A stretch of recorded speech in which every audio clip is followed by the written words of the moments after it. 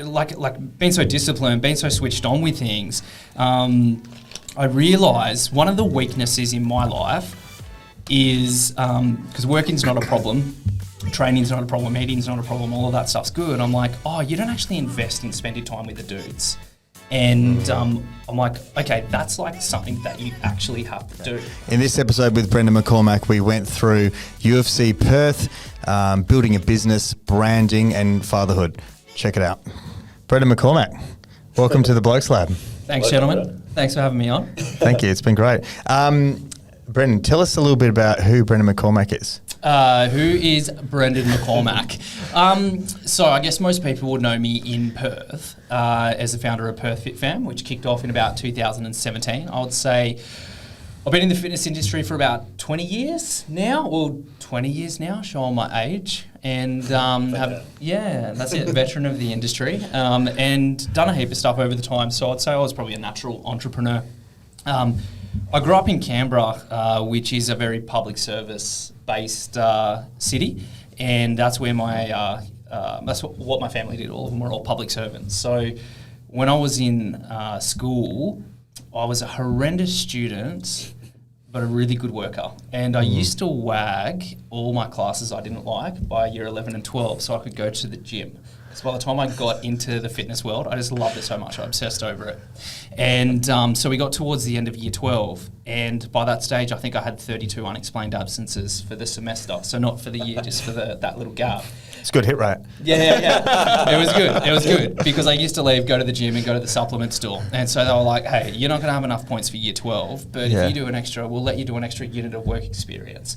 And I'm like, and then you'll pass. So I did it at the supplement store that I used to go wag and go to, and I crushed it and then got a full-time job, and that's how I kicked off in the fitness industry. Beautiful. And that was probably the start of that journey. So one thing I think you do really well is personal branding, and you've used that very well. So what have you done personally to build your own personal brand and brands of businesses that you've started? Yeah, for sure. I think that was almost by accident. So if I had a strength, I would say that networking would be my strength, for sure. If I had to write a book on networking, I couldn't do it, because it's something which I realised was naturally ingrained in me. So we've spoken a little bit about off camera, just about the experience that we got to have. And I often find myself in these experiences that I don't even know how I got there. But it's not like my whole life has sort of been like that. Yep. So whatever I put myself in, I would always end up well ingrained into that world and connected or part of the leaders of it. And I think that being able to build that network has had an on-flow effect, I guess, in my personal brand. And just having those networks of people and those connections, and it starts to sort of spiral from there. If we're talking personal branding, and then specifically we're talking social media, I think that was sort of like an accident as well. And I learned, like, I've evolved over the years. I'm definitely not the same person that I was, let's say 10 years ago, for sure, or at least 8 years ago when I was 30. So when Instagram was started, Instagram was out and whatever, and I would have just been a normal user, just using it as a personal account. And I think the first way I actually started to get traction and blow up was because I had a selfie stick and a GoPro. Do you remember that? I did. Yeah, you were one of the OGs. Yeah. You were one of those. Yeah. Did we live together when I did that? Yeah. It's actually really funny because I remember I was still in Queensland and you were already becoming famous here because of your selfie stick. Yeah. And I actually knew you as the guy with a selfie stick. Yeah. That's true. Before I even moved from Queensland to it would have been around that time. And the reason how like that sort of became a thing, and this is how I started to build a bit of a model. I don't actually use this anymore, but it did go through my journey, is I was like, oh, there's a humour behind this because it's something which is sort of like taboo or like a little bit stupid or looked down upon. And when you start doing it, you get a bit of a reaction and people go, that's sort of funny. And then you keep on doing it and then people go, what's this dickhead doing? Especially then. Yeah. Especially because that's a different day. People weren't walking around taking images of themselves. That was a different era where you had to, you like the concept of a content creator was, people wouldn't even know what the fuck that was. It wasn't a thing. It wasn't that accessible. So then I realised you had to go through this thing where people think that you're an absolute idiot. But it's like a comedian when you see them plug into a joke or have an extra long break, and it becomes funnier the longer they just are there in dead silence and the crowd's cracking up. Once you pass that hump, it just becomes a thing and people go mental for it. So I did it with selfie sticks, and people would ask me to actually like come to an event and bring my selfie stick. And that's when I was like, oh, this is a little bit weird, but I could sort of see the pattern. So that was the first part of it.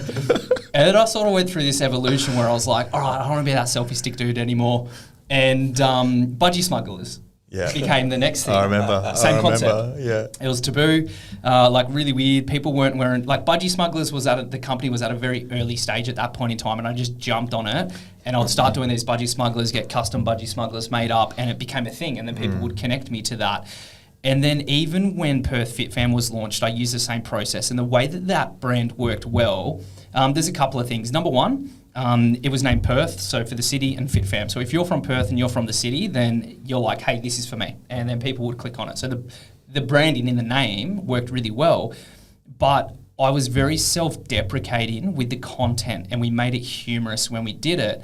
And so that's where we kind of like interject that personal brand, but I still use that same humor where I was self-deprecating on myself and I could have fun on myself, but it made videos go viral back then, as viral as what you could possibly get. Now the game's different, and you go viral on TikTok and you know what it's like. Like you've had viral videos, you're going to the millions.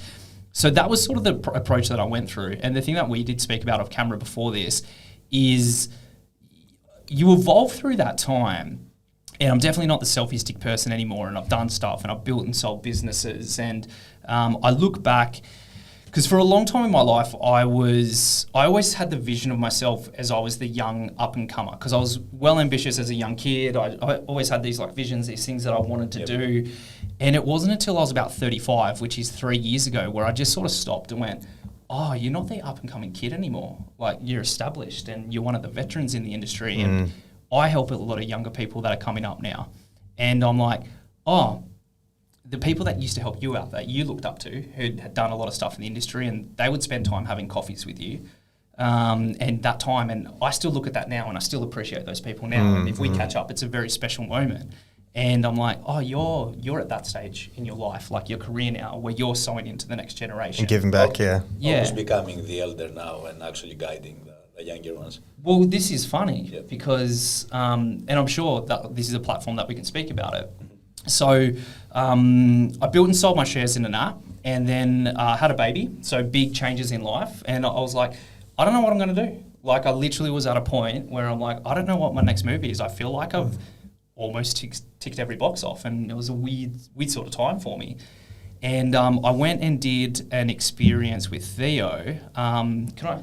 Yeah. Yeah, so we did like a psilocybin session, and it was just a chance for me to go through that sort of process. And it was weird because whenever I use psychedelics or something, you know, I guess psychedelics, mushrooms, whatever, I feel very primal. Like, it strips back the brands, it strips back to the buildings, the identities, everything. And I always feel like I go back to like a very basic human nature.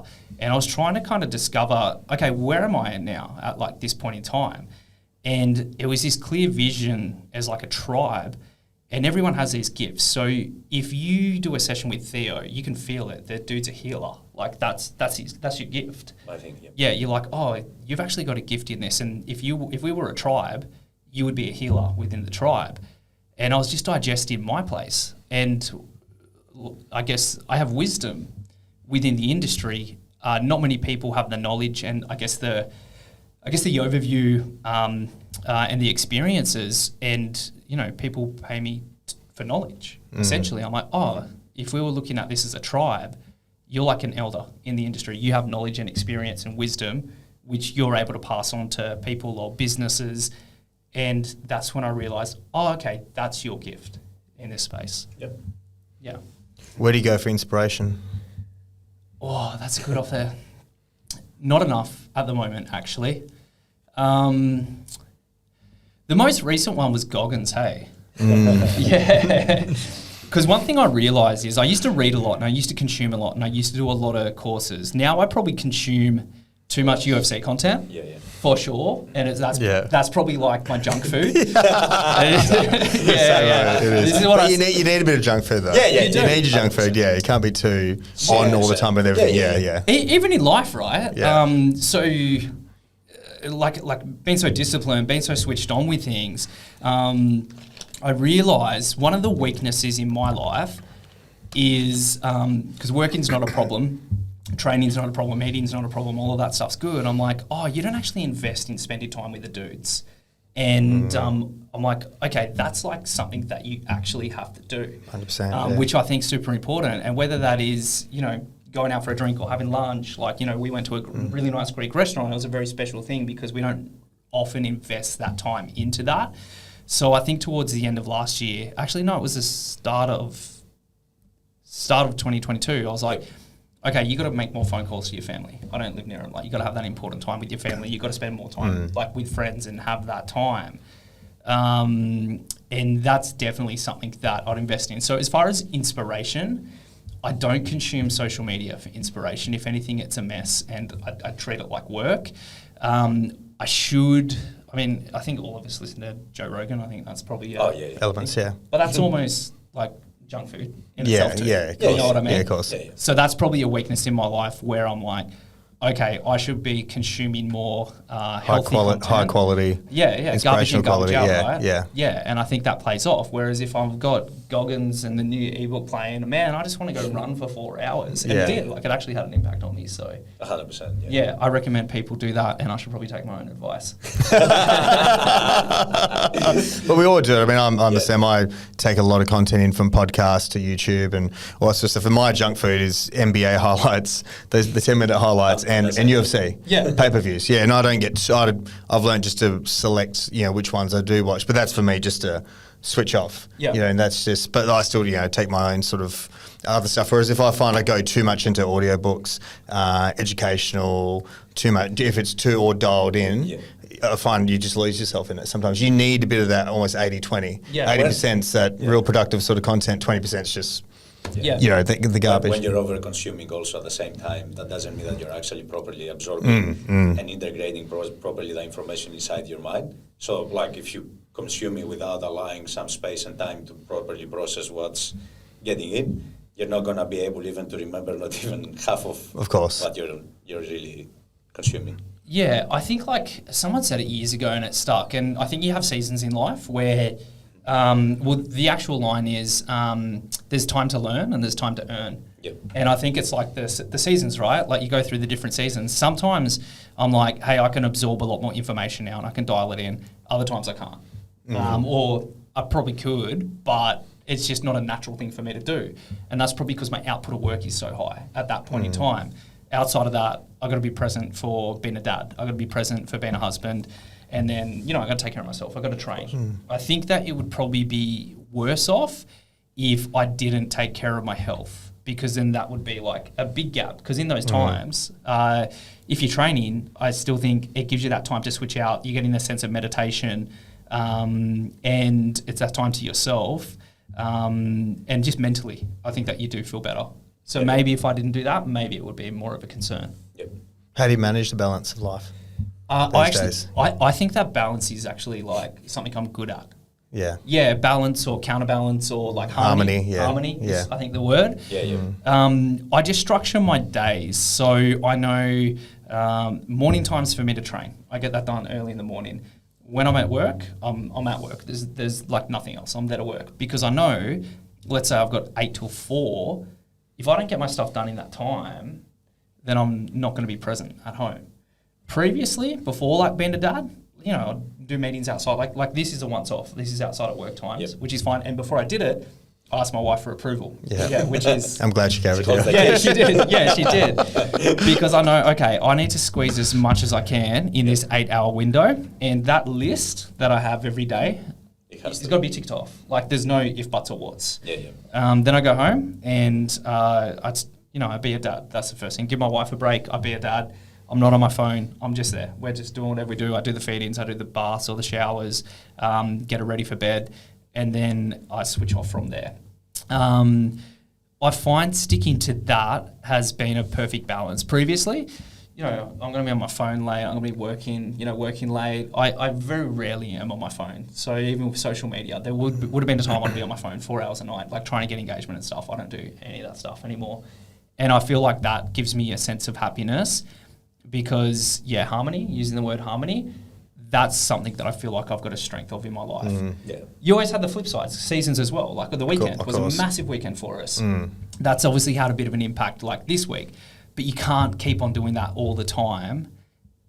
I mean, burnout is like obviously a cliche thing to say, but if you talk and keep on the theme of like in harmony, like things are going to fall off. Like the wheel's going to fall off for sure. Definitely.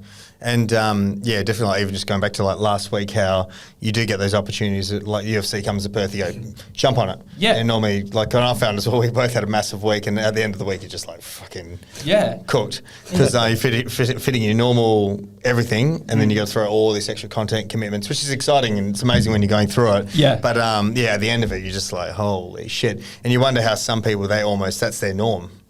Where they're just running around chasing and doing this sort of stuff where there's no off switch and there's no like stability. Yeah. They've got to be so flexible with their routines and schedules, which I find that's very difficult. I think so. I think that we're very lucky. Like you and me are both being quite established in our own spaces, which is somewhat connected. But then when we get those opportunities to do that stuff, and I remember I filmed Arnold, I think it was 2019 or 20. 2019. Yeah, it was. That was before COVID. I filmed him twice. Yeah. And I remember I was one of 3 people with the media pass, and it was me, and I'm like literally, a metre or 2 away, camera in the face, getting him make, all these sayings and stuff. And the year before, I wasn't ready for it. Like my brain just, like there was a lot going on, and I didn't take it in. And I'm like, man, that's like Arnold. That's one of the greats. Then the next year when I got the pass, I was one of 3 people, and I remember there's thousands of people around. It was like a Justin Bieber concert trying to get to this guy. And I was like, just take like 30 seconds, like keep the camera going, but just actually like step away, take it all in, like appreciate it. Not everyone gets these experiences. And same thing with UFC on the weekend. I spoke about filming Adesanya. It was like, man, you get to live a lot of people's dream. And like when we get those opportunities, like just enjoy it, hey. Enjoy it. Definitely. Be present with it. Yeah. Especially when it's such a rare thing to come to Perth and the scale, and it's a sport that we go mental over 100% as well. So like little kids again. Speaking of which, what was your take homes from the week, or even from the fights? Oh, here we go. Start off at the main event. The main event. Okay, we got to start off at the main event. So it was the most incredible thing first of all, I'll just start off with the whole event. It was the most incredible thing I've ever been to. Like NRL Grand Finals, I've been to probably a handful of them. State of Origins, I've been to a handful of them. Rage Against the Machine, all these bands. And like that took the cherry on the cake. There's no comparison, the atmosphere and just the vibe and the energy and being able to be there as a spectator on the day, which I don't often get to do. It was just such a great experience. From the main event, I got to say, I'm a biased Aussie, and especially with the underdog, it's your boy out there. Like my mates are he's Volkanovski's business partners. There's this big connection, and I'm like, maybe he had round 2. It could have gone either way. Round 3, just diamonds maybe in your eyes. Maybe he had round 3, and then round 4 especially. He had back control, but man, he's landed these strikes. He's landed strikes. Doing nothing. No. So I'm surrounded by all the Aussies, and then by the end of it, I literally got out of my seat and started crying. I'm not joking. I grabbed my head. I'm like, he's done it. I'm like hitting my friend. Oh my God, I can't believe he's done it. Yeah. And then Islam wins. And did you at the end of the 5th, you thought he won? Yeah, I thought he won. I knew that it was very, very close, most of all. But by when he finishes with that ground and pound, I'm like, oh, he's done it. And the recency effect, as well that has, and the crowd going wild, and that can crowd influence. Wise. Man, I know I'm an Aussie. Of course, I'm gonna cheer for him and the underdog and hope for the best. Looking back, it was an extremely close fight. Islam gets the decision, which I'm not mad about. If either hand got raised, I wouldn't have been mad. He gets the decision. It was a very, very close fight, and just what an experience, though. Hey, what surprised you about the fight? That I actually picked it would go the distance, but So I'm like, Islam's either going to get him in 30 seconds, or this is going to go the distance. Yeah. And just the fact that he just defended the takedowns. Oh yeah, defending And takedowns. got put in the positions. I thought if he Every had 2 single minutes to position. work with him, Yeah, 3 yeah. minutes to work with him, full back control. Yeah. Like I thought, no one And you would never survive. knocked out, man. Like No, you would see him no. going back to His, that side. his conditioning freaked him out. It's His crazy. Yeah. strength, his conditioning, Yeah, just his confidence. His heart, I think it was the his- first round, yeah. right? He got his back, and Volks had just pushed his arm up over his. Yeah. I mean, he's got a short neck. He's going to be hard to choke, but just pushed his arm But he used up. to be over 100 kilos. Well, that's what I'm saying. Like I'm he's got that strength. Yeah, Got- yeah, yeah. got That that like guys strength. aren't used to. experience. Yeah, I mean, smaller guys. I played rugby league growing up, and I'm like, I don't think that people actually realise like you're tackling dudes Yeah. double your size, and Like he was a that- prop as well. Like the foundation that you have, especially when you grow up with a sport like that, is massive. But Yeah. I just think mentally, man, I don't think anyone lost. Obviously, Volks lost the fight on the decision. The crowd, man, they got put on a show. Volks stock didn't go down at all. It went up. It just went up. It actually Yeah, went yeah. up. Massively went up. Yeah. Still holds on to pound, which again is 100%. going to open up 100%. controversy. But just being a part of it and being able to be there with how hard tickets were to get, just to be able to be a spectator, to be in that environment and in somewhat possibly in the top 10 greatest fights. Definitely. And you think like the concept of pound for pound, it's like he's still number one. Yeah. He took probably what I think Islam will just roll everyone at lightweit. Yeah. Everyone. I think he's going to roll yeah. everyone at lightweight, and you'll see after. I mean, hopefully they do a rematch. But like he will be one of the. I mean, Khabib will be the goat of lightweight. Islam will probably be the next one. Yeah. You know what I mean? And then have a guy at the division below come up and take him that close. You know what I mean? Islam couldn't go up to welterweight and go smoke Usman. Do you know what I mean? He would have a very hard time getting a guy like Usman. And true pound for pound means you dominate your own division. Correct. And you go up and no one in your division can touch you. Yeah. Like Khabib was like, you're sort of like, no one can touch him. But then you go up a division and you either can take that belt or you're incredibly close if there's an unbelievable champion. Yeah, You know what I mean? I think so. For the amount of weight that Volks would have given up on fight day, I think that keeping him pound for pound was the right decision. I think everyone wins because the salty Aussies like me get to go. Don't worry about it, we're all salty. Get the win, and all of the Islam fans who were gloating now they're all salty. So I'm like, hey, we're all salty now. It's all good. It's all good. We're all salty, and we're also all happy. So I thought that was good. Do you reckon there's going to be a rematch? Do you reckon? They're a money-making machine, man. What I think is going to happen is I think that Oliveira and Benil are going to fight. I believe it's in the middle of the year.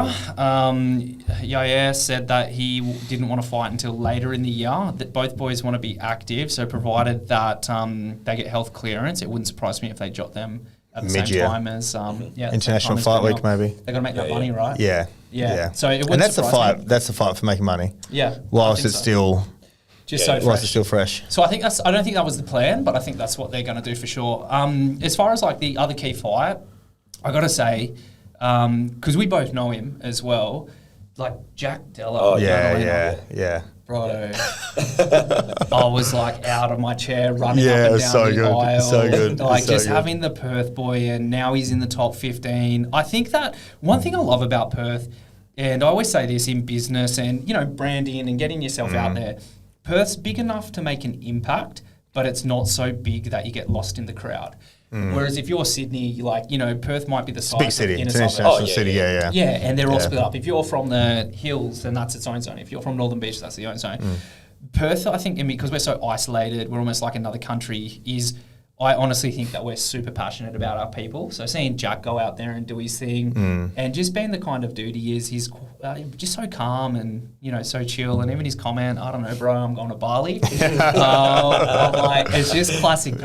And just seeing people get behind him, it just makes me proud to see people that we know. Like Yeah, definitely. personally know Yeah. who He's they a super, just simple, humble guy. He's a hard worker who, fame wouldn't go to his head. No. Literally You know what I mean? went the He's- next day back to training. Man. Yeah. He's the legit. Exactly.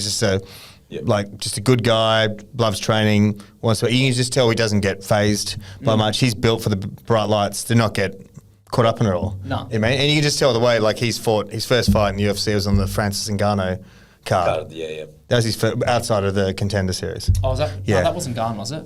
Garn. It was? Yeah. So that was his first fight and smoked that guy, and Joe Rogan and DC were just frothing on it. Yeah. And then smoked the next guy, and then then this is first big hometown fight, which is shitloads of pressure Yeah. in that arena. And some people can step up to it, others it's too much pressure. I mean, he would have had a lot of people hitting him up for tickets and doing his head in all week and media commitments and a whole heap of shit that he would have never had to deal with.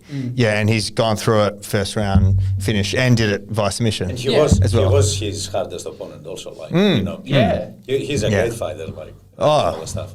And I think he's also I listened to the podcast of Joe Rogan that he did During the Fight Companion? the Fight Companion, all the stuff live, and they are frothing. Yeah. For him. Legit. They see him as probably the biggest prospect at the moment. They said it like openly. So His composure, man. yeah, man. He's so present, man. Yeah. Like you can see him. He's so present. He measures everything and all that stuff, and just waits for his moment. And he's so accurate straight away. Yeah. Standing up, he's Man. dangerous, man. Like, And like Randy is just trying to put hands on him, he's just calmly just working through it, and then as soon as the opening, bang, bang, done. You know what I mean? And he's a guy that just works the body. Most MMA guys don't do as much body shots as what he does, but his boxing is so good.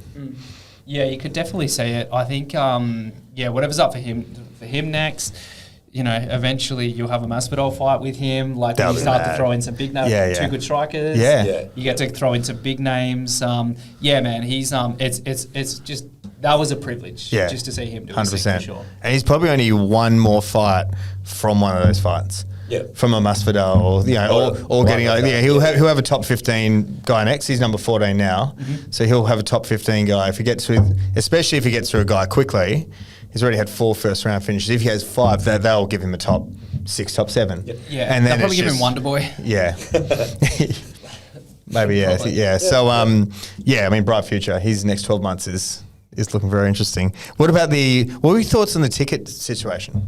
How hard it was to get tickets? Yes. And the fact that 70% of the people in the venue, they were all from outside of WA. Really? Only 30% were WA people, which is interesting. Yeah. I don't think that... So UFC actually did speak about it. I'm not sure if it's one of their Australian staff. I actually met him at the open workouts, but he went on and did the executive interview afterwards for the press. So they were concerned about scaling because they weren't sure how Australia was going to go post-COVID. In hindsight, they should have done a stadium. They think they could have sold the 60,000, but at the time they weren't too sure, and I think it shocked them with how fast it sold.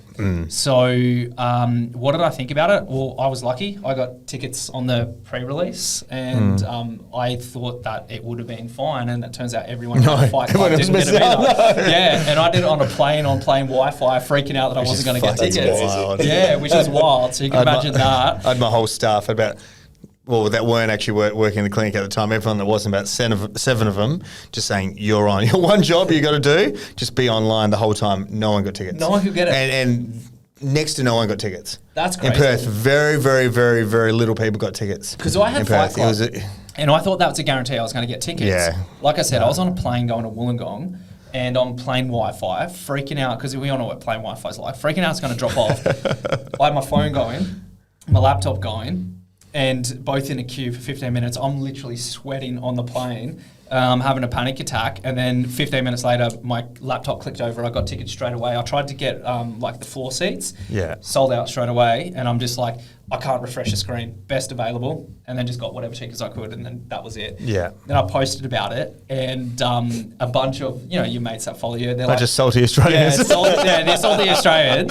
They came out. They're like, how did you do that? I'm like, Fight Club, bro. And they're like, yeah, we have it too. We've been in the queue for, 2 hours or whatever. Yeah. And none of them got them. So I actually didn't realise how lucky I was going to be. One thing I will say, though, like just wrapping up the event and stuff, and we spoke about it off camera, is obviously I'm around events all the time, like, your CrossFit semi-finals, all these sort of competitions. And I got to say, UFC blew my mind with how they can light up a whole city. Like, the activations they did, the effort they put in with the things like the open workouts, making the press conferences and the weigh-ins free. So even all the kids who couldn't get tickets, they get to come see their idols.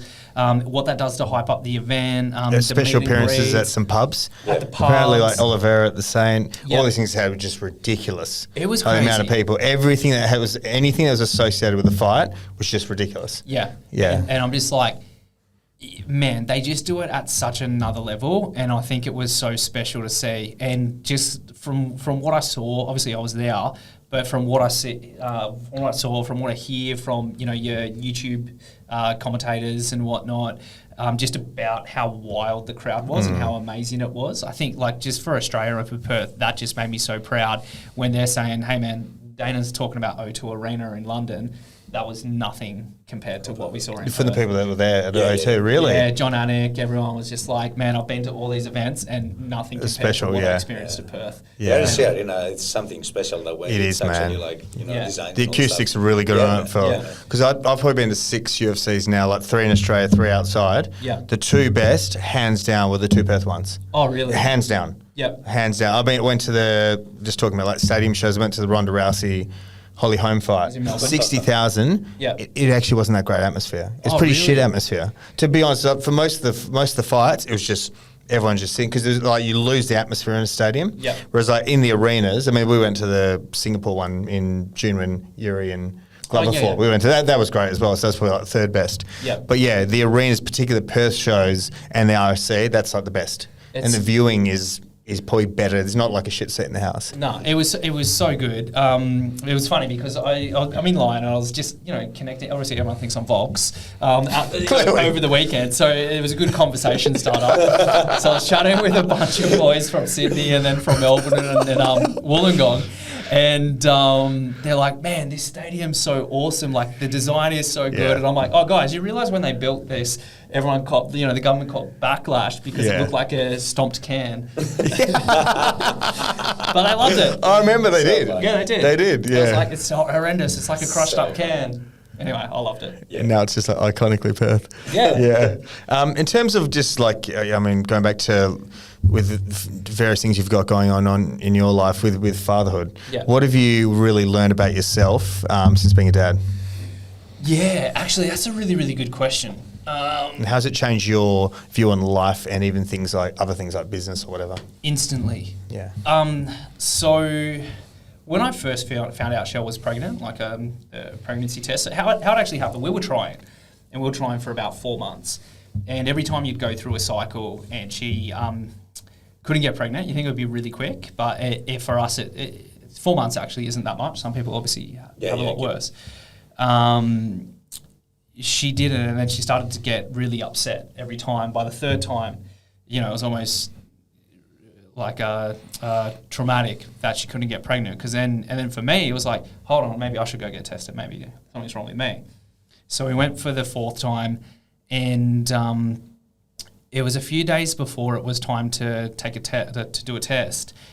And she was eating like cucumbers and ice cream or something. Well, not like the pickle, like the normal thing, but it was like she had like one of each, and it was just weird. She'd never done it before, and I was like, oh, maybe you should go take a test. She's like, no, I'm not doing it.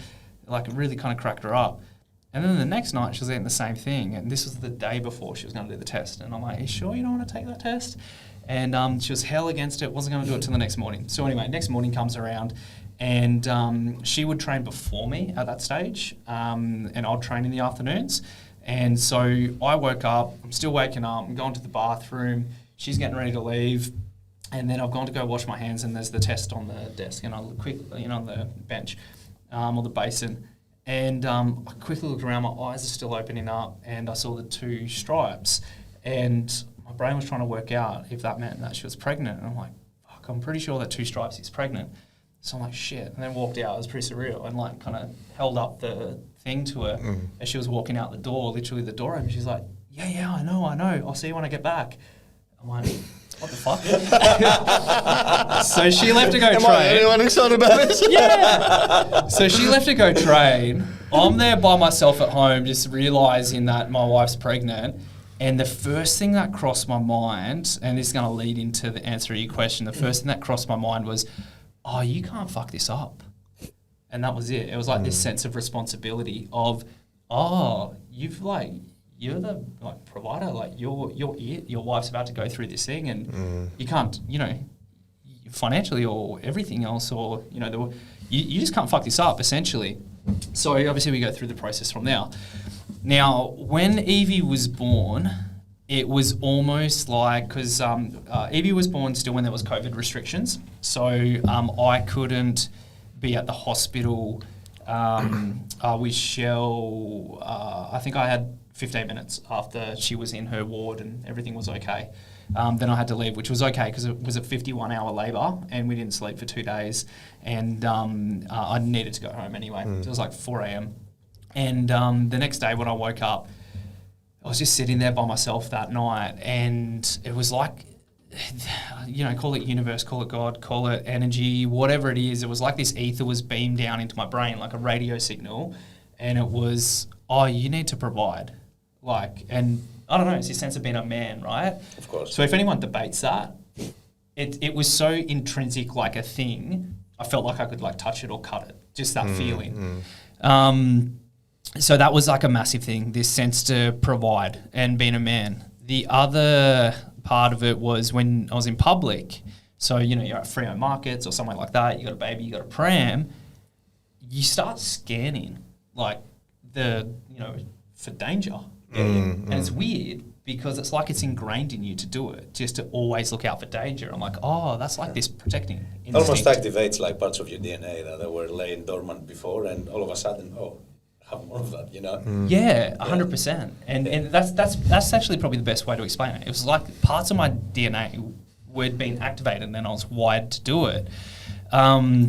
Outside of that, like, how has it actually changed me? So that's like, I guess, some instincts and just like internal things.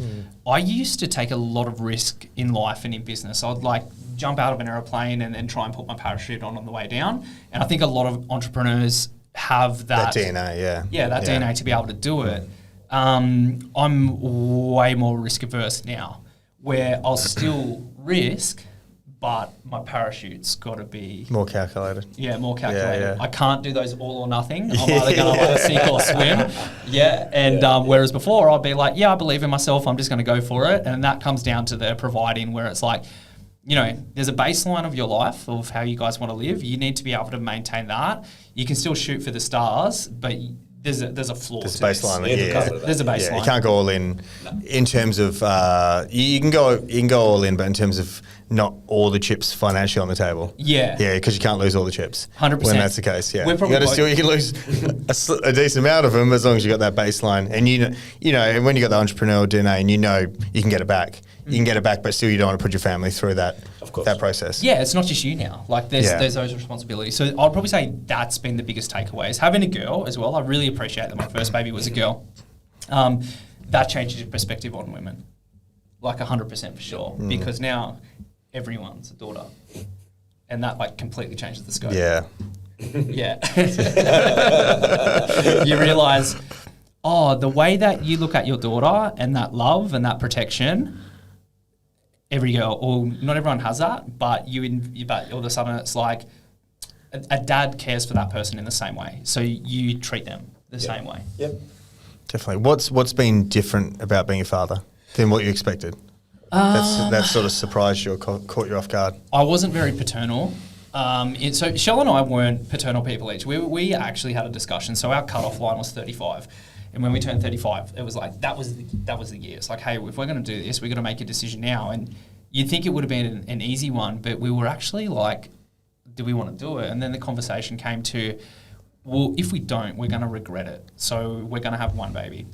The thing that was different for me is how naturally it came to me. And that might be a DNA thing. But I've never been one. My sister's got 4 kids. She was like maternal as hell. Like she knew she just wanted to be a mum. And if her kids came near me, I'd be like, no, I don't want to. You know, I don't want to hold babies. It's all good. I was one of those people. Uncle Brendo doesn't want to piss you. I'm the one that just jokes with them and like that sort of stuff. I'm the cool uncle that just jokes with them.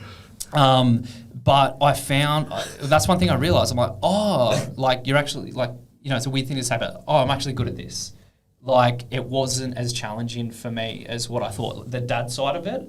The biggest challenge that I found, and I don't know if many people would speak about it, but openly, I found being the supporter was the hardest part, because your wife is going through so many life changes and they're not the same person. 100%. Yeah, and I know that Theo's spoken with Shell. So Theo and Shell are good friends, and they knew each other before Theo and I knew each other.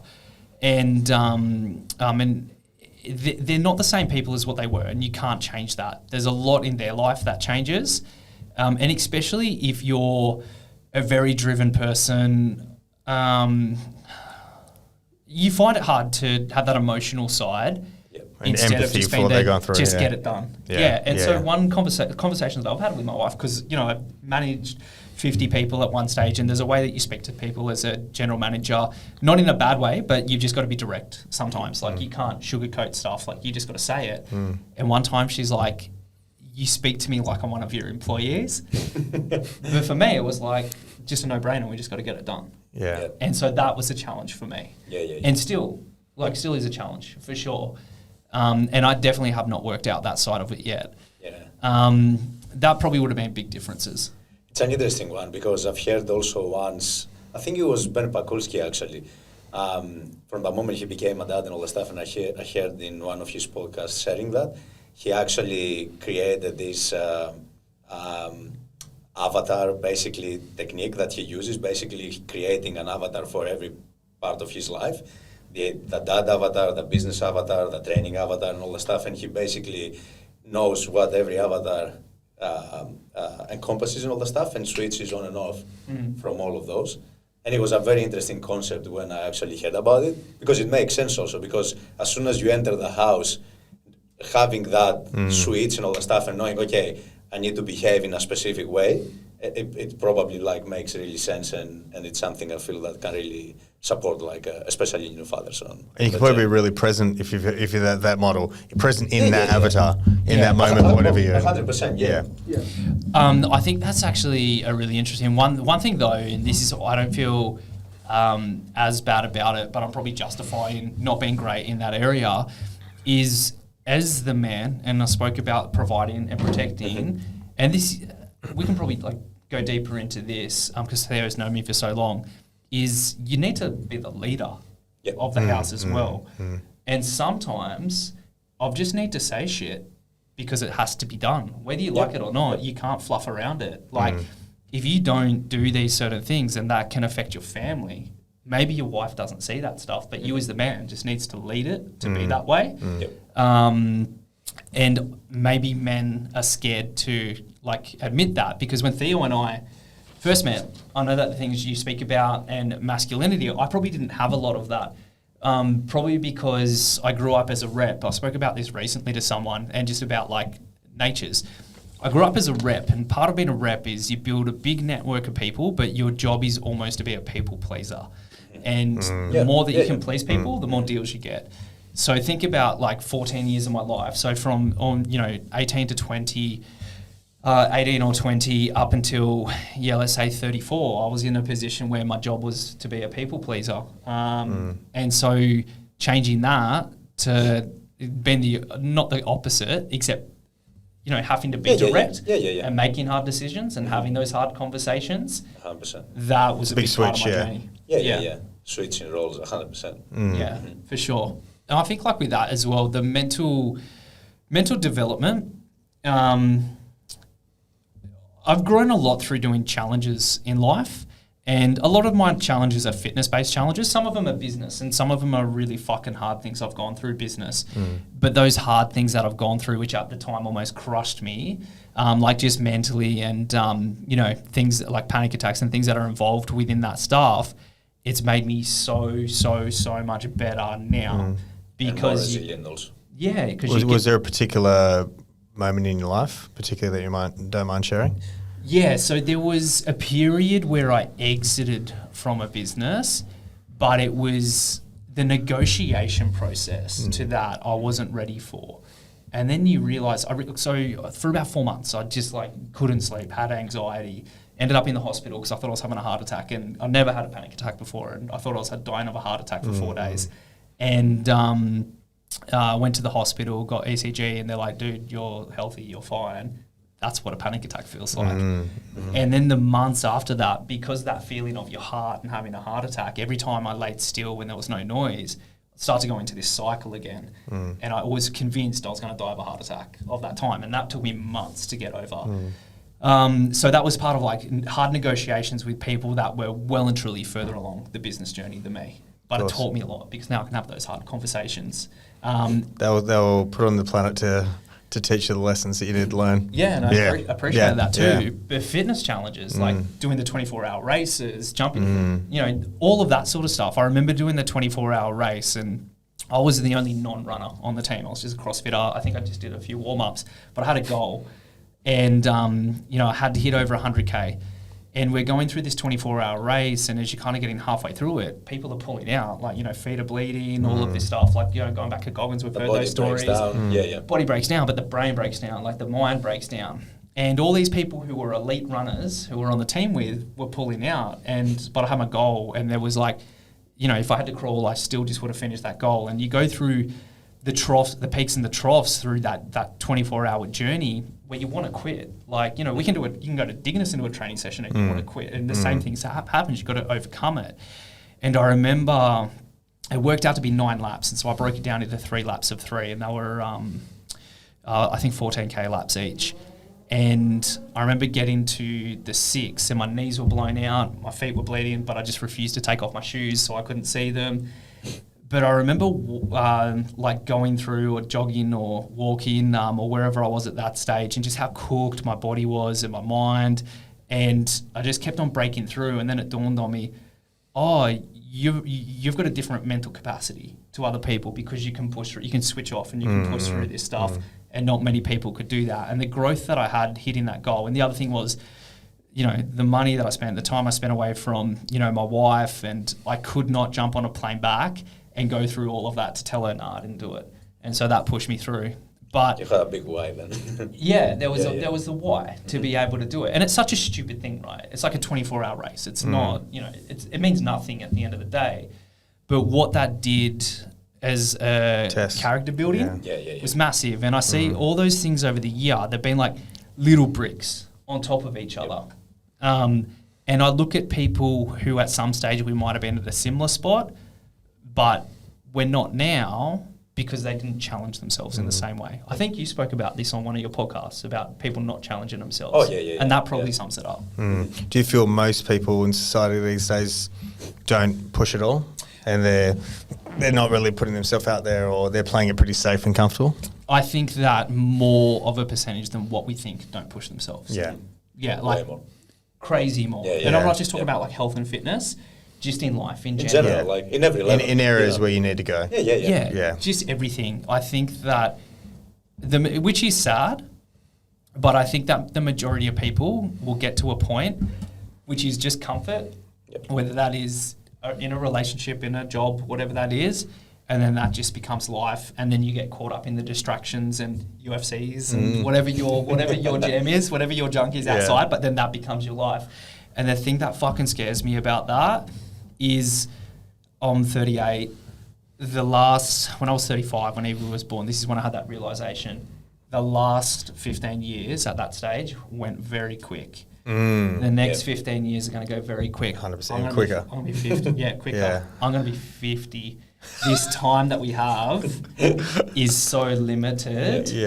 You have to take the opportunity. Of course. You have to. And that's why you have to train that muscle, also that mental muscle, because unfortunately our brain has evolved to seek safety because of where we came through. And imagine for how many thousands of years we're actually afraid of a saber-toothed tiger and everything coming to eat us and everything. So our brain seeks safety, and to create around us that safe environment. So if you don't train your muscle and your mind and consistently seeking that challenge to consistently break through, you're gonna stay and feeling stuck like a lot of men do because they're not willing to put that work and actually seek that. And that's where you make the big jumps. You can make gradual little increments just from improve your sleep and do different things, and all these little habits, they can help you just have that subtle improvement. But the big jumps come from those big experiences, or you have a crack at saying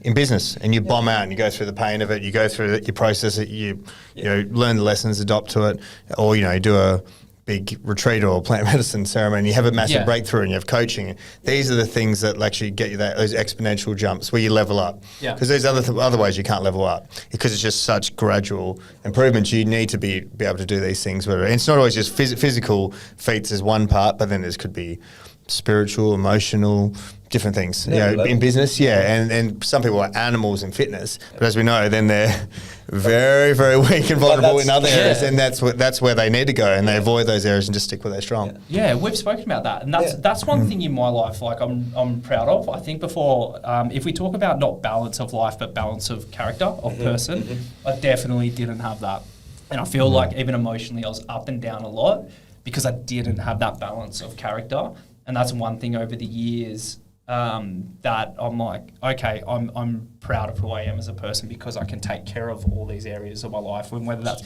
health and fitness, finance, family, and then, internally, which is probably the one which I would leave blank the most when you get caught up in stuff. But you got to have all that. Yeah, for sure. And as men, we always, we pick an area and we try to master that because it's actually easy for us to do that, but then all these other areas of our life start literally falling apart. Because it feels good when you're getting reinforced for the things that you're good at. And it doesn't always feel, you got to be built differently to enjoy sucking at things and being a white belt and saying when you're a black belt at this. You know what I mean? And to be able to take that, being shit and enjoy it and go deep into that. And that takes humility, growth mindset. And if you don't have that and you're comfortable, you just stick at whatever avenues you're good at. Yeah, it's a good point. Very good point. Saying that also, I wanted to ask you something. Your plant medicine journey. Yeah. What have you learned from working with the medicine and how it actually helped you shift in the way you perceive things?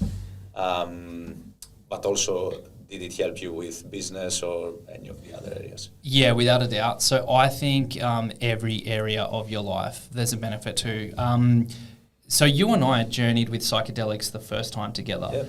And I remember even that one time in that process. So my crutch was alcohol, and I couldn't understand it because I would myself, my lens myself impression, or however you would say it, is self-worth and... I would say that I was like a fitness person. If I was to describe myself, I would have said, I'm a fitness person. You identified as that. Yeah. But my actions were different because I was a binge drinker that used to blackout drink myself. And most of the time when I did, it was in private at home by myself. And I'll wake up in the morning and full of shame and, why the fuck did I do that? And I'd go through these spirals. And I remember I wanted to address that and then, learn about psychedelics. I'd never done them growing up. And so, we did our first journey together. And I was like, well, maybe I'll discover something about this. And we went through the process. And this actually, it wasn't plant medicine, it was LSD. You can consider it though, it's a psychedelic. Yeah, it's a psychedelic. Yeah. But we're going through this psychedelic journey, and I'm waiting for this thing which is going to help tell me about this process. And it's funny because it ended up bringing me to a relationship with one of my friends that had broken down, and it was like a brother to me. And I really I thought it was going to be something else, but it was just this relationship of this person I was so close to. It was like a bigger brother who helped me so much in life. And for some reason, we had an argument or whatever and disagreement, and that affected me so much. And so there was some sort of self-worth issue that I was trying to protect. And then once I realized that, those hard conversations I've talked about, I was able to call him up and go have coffee with him and just chat to him and, tell him how much I appreciate, kind of mend that bridge. And then that was one brick put on. And then later on, we did another journey, and this was probably the first most profound journey that I've ever done. Yeah, the experience. And I was engaged. I was with a girl from when I was 21 until 25, and we were engaged. We were very, very close, did everything together. But obviously, I was at a stage in life I just wasn't ready for that or mature enough to be able to do that. And then when we broke up, that rocked my life for sure. I don't think I could speak to a girl for 3 years, and it wasn't until 5 years later that I was actually able to have another relationship. But in that journey, I got to face that part. Face on, And I remember saying to Shell afterwards, hey, I need to go see this person before we get engaged because I've just got to, I've just got to close it off. And I did. And it was like this monkey that was on my back every day, this thing in the back of my brain where I just wanted to say something to this person, just bump into him. And then I had the experience. And it was like my best friend had died and I grieved over him for years. And then I got to see them, or their ghost. And that just lifted something off my back. And we had a dog together. And I was like, do you want to see him? She hadn't seen him for 8 years. And so she did. So she came over to meet him because he was old at that stage. And and then so she met him after 8 years, and then 2 weeks later he died. And like me and this dog were so Theo knows him, we lived with him. So me and this dog were so bonded. And I think during one of the journeys, I remember looking at him. This is prior before she saw him. I remember looking at him and I could see how old he was. And it was real sad to me because he wasn't that puppy. I could see like how old he was and how sick he was. And me and him were so bonded, and it was like the house was silent when I was looking at him. And then I realised because of me separating with this girl, he never got to live his purpose. His purpose was to be a family dog, and there was no family, and the house was empty, and he was so connected to me because the love never got to be spread. And then all of a sudden it was like, oh, that's what's in my subconscious every time I look at that dog. Like there's still a connection there. So yeah, she got to see him about 2 weeks afterwards, and then 2 weeks later he died. And I think when he died, I just had closure, because I got to properly tie off that relationship, and it was perfect. And I think the experiences like that, when you do these journeys and you get to see things for how they are, and these things that are so like lodged into the back of your brain that change the way that you behave or the way that you think about yourself, it just helps you address those things. So that was really important and to my character development. And I think I got to do that, and I got to do closure. What about people that have rifts with their mum or dad or their family members? And then someone, they say things that they want to, but they never get to say it. And I think that's one thing which I've understood and I've got good at. So one of my grandparents died during COVID. I didn't get to see him. He's the grandfather that I probably took after more than anything. And I never got to say bye. So as soon as it was very close to our borders opening, so I said I can't let that happen again. I've got to go see my grandparents, and they've got to meet Evie. So I jumped on a plane just as our borders were about to open, and the quarantine was finished up. And two of my grandparents are farmers. They're very, very hard people. My pop, I've probably not spoken to more than 30 seconds at a time. He's never called me by my name. He's only, this is true. He knows your name, right? Yeah. He only ever called me boy. This is all true, but he's the McCormack. It is 93, and my goal was to go over there and to see him for that last time and to say goodbye, and to tell him I love him. Actually, sorry. Never said this to their face, looking at them in the eyes, which a lot of people don't, right? And they got to meet Evie, and we got to speak, and I probably asked them more questions than they ever had.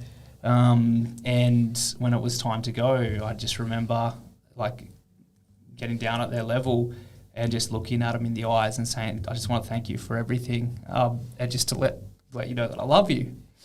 And he never shared that emotion even to my dad. Him and my dad have never shared that emotion. And then he broke down crying, and then my nan broke down crying, and then I broke down crying, and then it was time to go.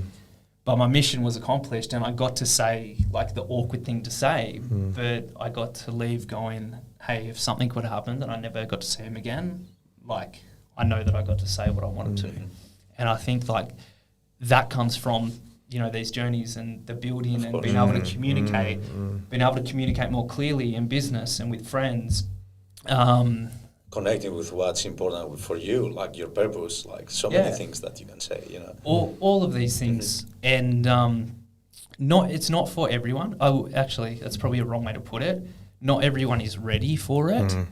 But I think that everyone can Benefit. become better. Benefit, yeah. And it's one of those things as guys as well. So many guys we just hold so much in. And I did it for so many years until probably I started working with Theo about a year and a half ago, that you do want to say something to another guy, whether it be your dad, your brother, your mate, and you never go there. And that can actually be a vehicle that allows guys to do it. Which like for me it was, obviously for you it was. And so many guys, we all put up this front, and then we just go through life not actually having these real surface level relationships with people, whereas if we actually opened up in the vulnerability, I mean, guys want to be vulnerable with each other, but just need to be able to just break that surface level.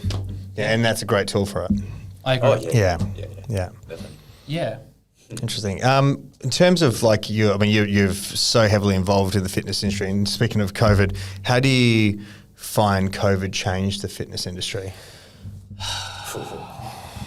So funny enough, I used to coach a lot of the gym owners and trainers and stuff that were out there. And for us, we would do coaching cohorts about every 3 months. So you do it about every quarter. And we were about to come up for our next cohort. And I think the week before, 2 days before, we were going to launch the pre-sales. I went, they're going to shut down all the gyms. And I just put a post out. And it was, guys, this is what's going to happen. You're going to get shut down. This is what you need to do to protect yourself now. And then I think 15 minutes later they announced it. So that was quite prophetic. And Shell and I are like prophet of the fitness industry. I felt like I had to do that shit through there. I was like, listen, this is what you're going to do. They needed a leader for sure. Yeah. Because no one was stepping up. As far as how it changed things, now not so much.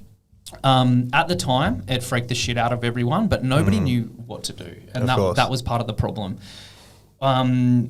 We couldn't sell the courses. For us, that was detrimental because that was a significant amount of revenue, and we're banking our revenue every quarter as well. So that throws a spanner in the works.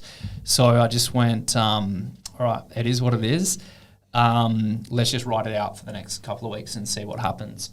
And then by that stage, I just said to everyone, because I understood all the tax and the government kickbacks and stuff, and gym owners didn't really understand anything. And I was like, listen, my door's open. If anyone wants help with anything, I'm just going to do free. I'll just book in my calendar. I'll do free appointments. So for the 2 weeks, I just was literally in meetings most of the time, just helping gym owners, establishing what their runway was, what they needed, what their, how they could maintain members, and how they could do like an at-home program, and then what the government would give them.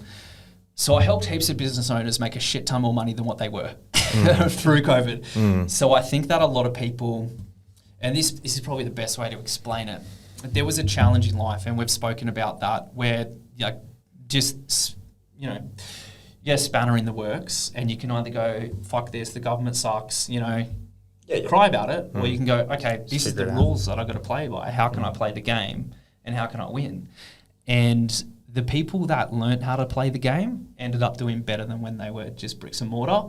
And the people that complained and didn't do anything about it and blamed the government lost a lot through that process. I think that there were gym owners that closed down for sure and definitely affected businesses, but those people were on the way out anyway. Yeah, 100%. Anyone who was vulnerable got exposed. They wanted to exit. And then this gave them an out. And lucky for them, equipment prices went through the roof. So I know a whole bunch of them who wanted to get out, business wasn't going well, sold all of their equipment. At premium. At a premium. Probably at a profit. It was second hand. 100%. And then was able to clear their debts, their leases, whatever that was there, and then walk away and go, okay, I've got a fresh start. And they're happy now because of that. So I think there was a clearing process. Obviously there was like the little lockdowns and things that we had, but once things smoothed out, unless you were a big box gym and somebody just shut down all your direct debits, most of the direct debits kept them going for all of the boutique gyms and stuff. So it was fine. We got used to it eventually. 3 days shut down, 1 week shut down. It was just I think it happened a few times. It became part of life. Unfortunately, it was true. It was like when they were the 5 days and stuff, that definitely would have affected it. But outside of that, I think it just made gyms be cleaner. Like, wipe down your shit. Wipe down your stuff. I think that was it. There was obviously like the square meter rulings and stuff, but if you knew how to play the game, then I think that you were okay. And then I look at it now, and the ones that knew how to play, they're doing fine. We're back to normal. We're killing it. it was bad for like everyone, but like, you know, it was a spanner in the works for everyone. But if you've made it through, like we talk about growth, we talk about challenges. Exactly right. Fuck yeah, you just learnt more about business and good on you. Yeah, exactly right. It literally revealed where everybody was, man, you know. And there's always people that will react and people that will respond. The people that were ready to respond and actually shift, make the changes and all the stuff and adapt to the crisis, basically.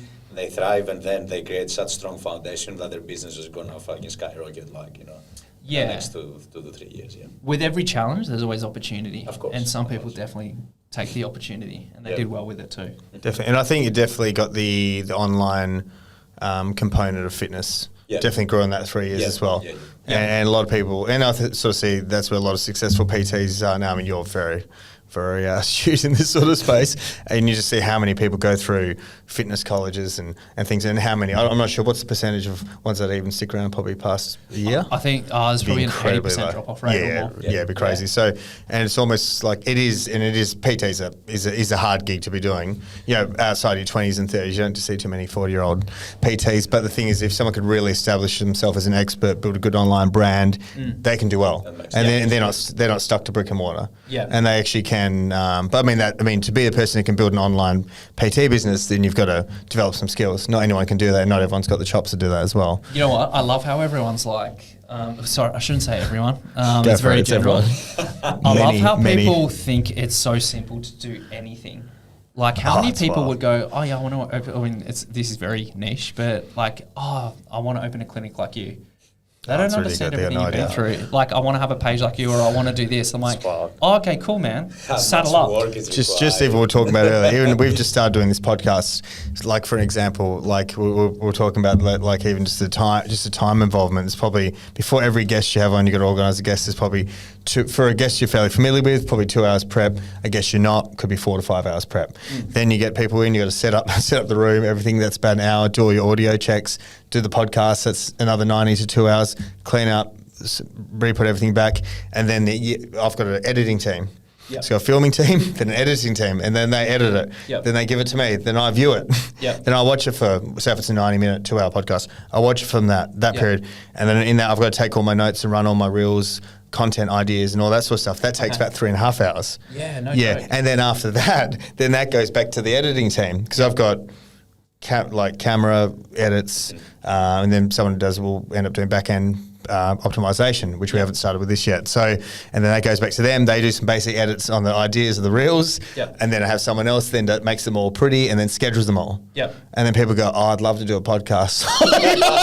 And that's not even going into the cost. And there's a serious cost associated. Once you start promoting that, as you know, and doing back-end optimization and things like that, and this is just, we've just started doing this, and I've understood because I've built a team through my personal branding and being a chiro and things like that. So I understand how to build the brand, but people look and go, fuck, I'd really like to do it. It's like, you don't. Yeah. You wouldn't. You got to be built to you got to have a real strong purpose, and you got to have the chops to do it, and be willing to. And that's every podcast could be 10 hours to 12 hours work. And if I plan on doing 2 a week, it's an extra 25 hours a week on top of a guy who does probably 60 to 70 hours a week work. It's you got to really, and we can obviously with time make that a bit more efficient. Yeah. But it's a lot of time, energy, money, and that's something that looks cool to do, but to do it consistently and properly and get good quality people on and prepare and understand. It's a huge amount of work. Yeah, I think just sticking to it, sticking to anything. Everything's exciting until you've got to do it for a decade. Yeah. You're brown belt now. Yeah. Right? Brown belt. Yeah. I think we spoke about it. And you were like, it's one of those things you just got to keep on going. Yeah. You're 3 times a week. Yeah, and then 10 years later, you become a black belt. It's true, and that's the thing with everything. And this is very, very similar. This space, I guess having a chiropractor, that's different. You come in, you build clients, come in, you get paid immediately. When you're in the branding, content creation space, or you're trying to build a channel, you don't get anything for a while. But you're probably going years, but you're just reinvesting time.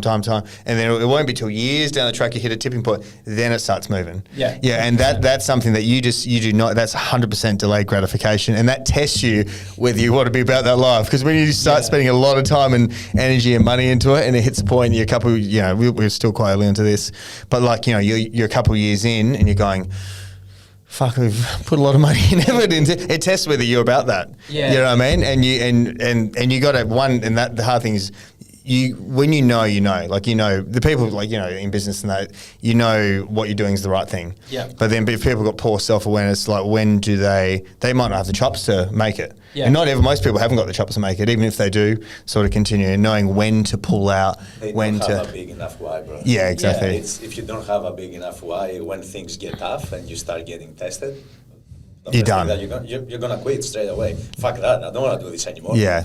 If it's not your purpose and you don't have a strong why to keep you going and actually keep revisiting that, you're done, like straight away. I saw, for example, because you talked about podcasting, Chris Williamson from Modern Wisdom, he put a graph and he showed like he had 50-year anniversary.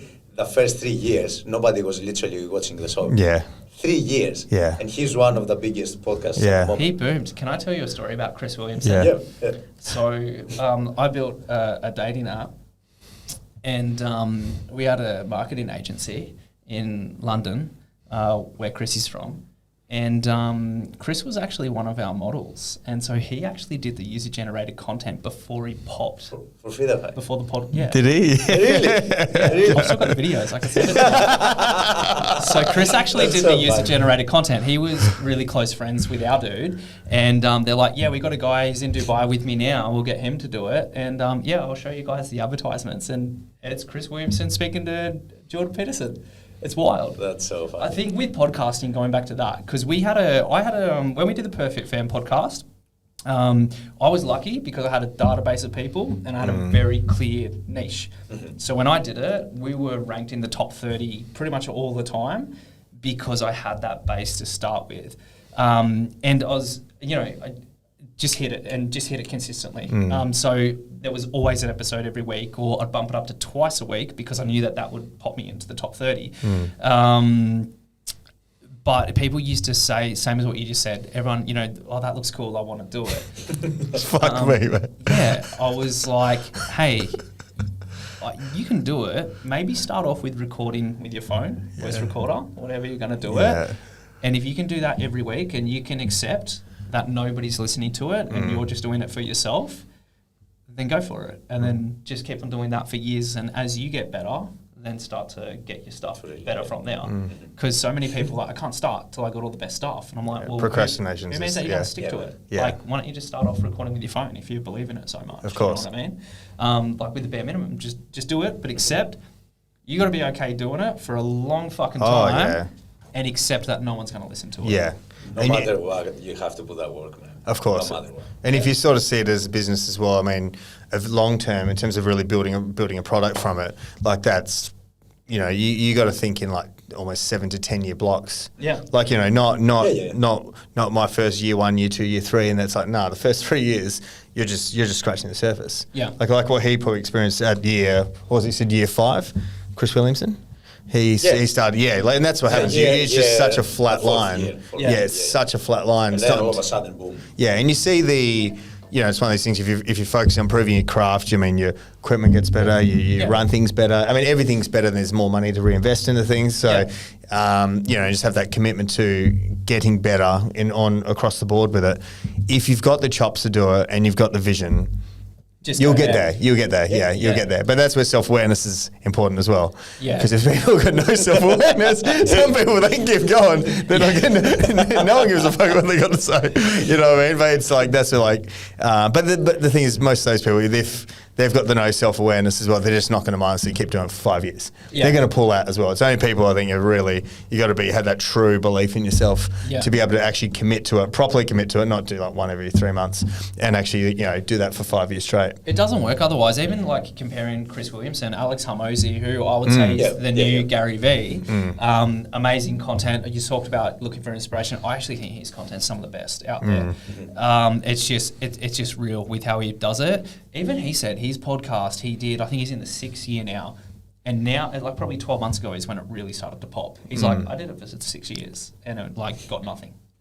That's crazy. That's Alex Hormozi. Yeah, that's delayed gratification. Huge. Which is so just opposite to how we're wired these days. 100%. Which is crazy. In terms of going back to the sort of fitness side of things, even with things like technology and, so there's more online coaches and stuff like that, where do you reckon the next 5 years is going to go for the fitness industry? When we're talking about, where tech's going, where AI is going, where all these sort of things, where do you sort of feel, do you feel there's some people that are going to be vulnerable? Do you think there's some people going to, really excel, or there's going to be new opportunities? Or yeah, definitely. Isn't ChatGPT interesting? Yeah. That's my partner in the conversation that she's having. Yeah. It's crazy, man.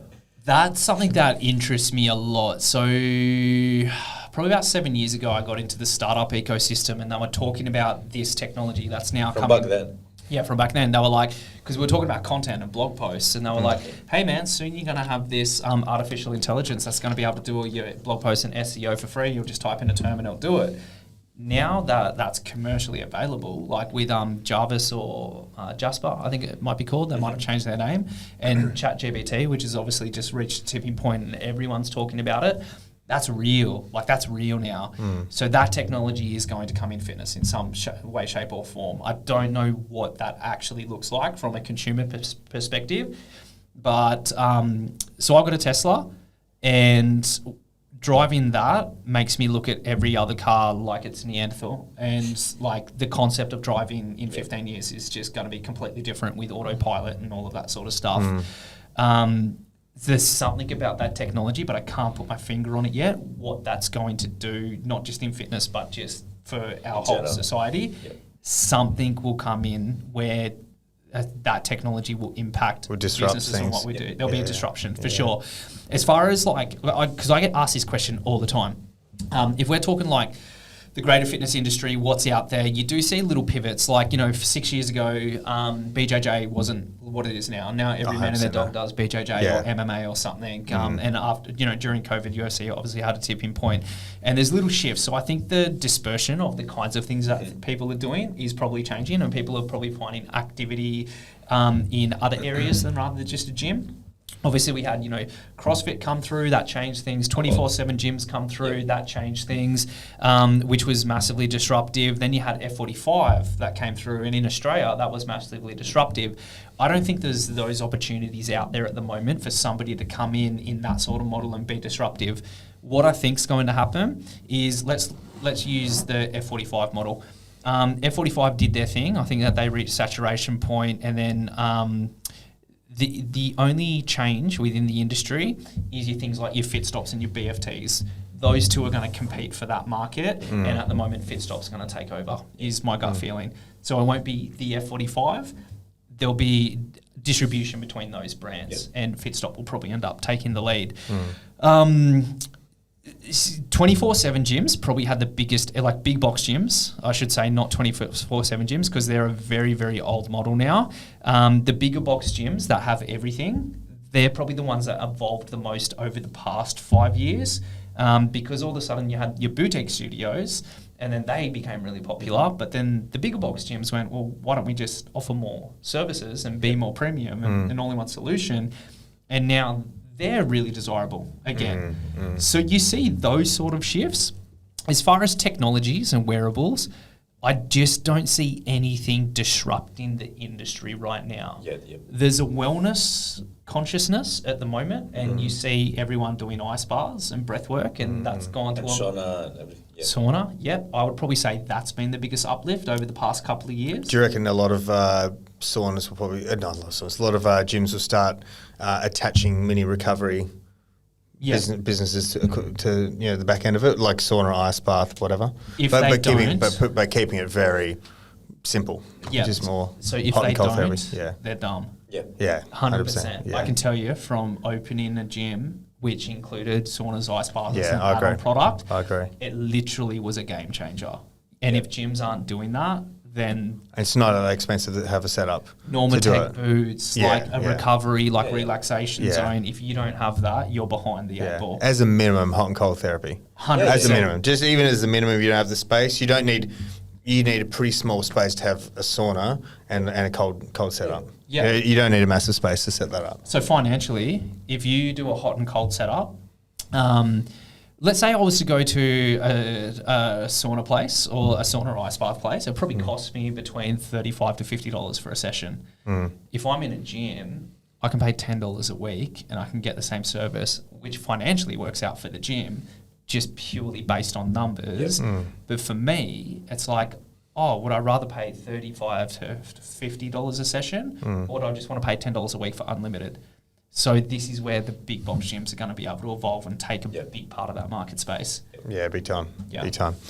And with the fitness sort of industry as well, obviously there's a bit of a darker side to things in the industry. In terms of like Thea and I have always talked about it, how a lot of people, I mean, might numb themselves via alcohol, drugs, food, porn, whatever it is. But like heaps of people, like they numb themselves through fitness, and they run away through a lot of problems. I mean, fitness is obviously, there's a hugely, beneficial part of it. But there's a difference between you're training for your health and you're just numbing the fuck out of yourself, and that's your tool. You're punishing yourself. Yeah, you're punishing yourself. Yeah, and that's your tool.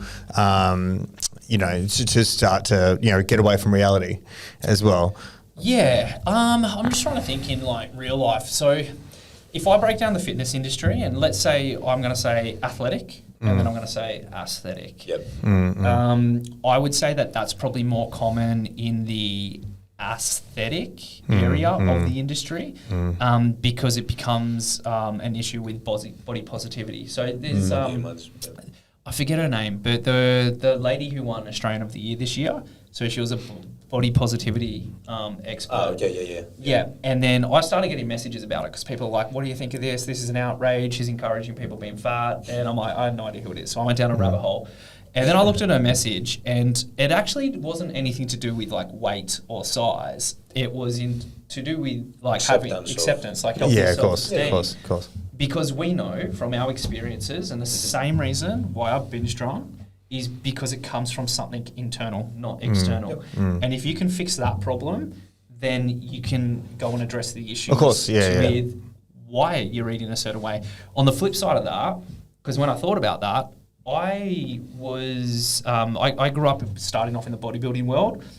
I wouldn't go to the beach for 7 years, even if I was in amazing shape, because I had gyno, which I developed from using gear when I was 19. And that made me feel really, really bad, and I was so self-conscious. I didn't go to the beach because I thought my delts were too big for my chest, and I wasn't in perfect symmetry, and I was concerned about what people would think. It's crazy. Yeah, that's crazy. Yeah. That comes under that. Yeah, like that body positivity. Yeah. And that's why I related to it. And I'm like, oh, well, I can experience that. I can relate to that, which happened in my life, and I wasn't fat. And so if we're talking about people that do it, I think that's probably like there's an intrinsic self-worth issue, and that's why people would do it. I'm not too aware of people who like just go and do, unless it's like we're talking like Goggins who just goes and runs and that's his whole life. I don't know anyone who's like that crazy with fitness. Maybe there is, and I just haven't picked up in it, unless they're like a competitive athlete, or that's their approach to life and that's what they want to do. So maybe people do that in the athletic side. I think that you've got to be a top level athlete. CrossFit is definitely a big one. Yeah, what are your thoughts with that, Thea? So that's a thing, especially because I work with people, obviously, like with trauma and, with the coaching and everything that I do. You actually see so many people, they have so much pain internally, and they actually go and train 5-6 days a week, work how many hours, party every weekend. They keep repeating the same cycle, and they never actually stop to actually look why they have those behaviors and actually reflect the relationship that they have with everything, with their training, with substances, with even work or pornography, other behaviors, and you actually just see them consistently the same thing, keep pushing dopamine the whole time, but there's no actually time for slowing down and reflection and actually doing some internal work, because they're seeking everything externally. Like that's a thing. And you really see it with CrossFit, because it's the nature of the sport and the training also, because it's so intense, and especially like it hits the dopamine system and adrenaline system in such a way that you get really addicted and you don't really understand that. And you've seen it, I'm pretty sure you've seen it also. How many men and women go there that they have families, they work so much and all the stuff, and they keep doing that and pushing themselves beyond. But you see them, the nervous system is completely like fried, and they're breaking down. But they don't actually have the self-awareness to really like do something about like what's happening inside. Are you talking about like everyday people training, or are you talking about like top level athletes? Everyday people. Okay. People. Yeah.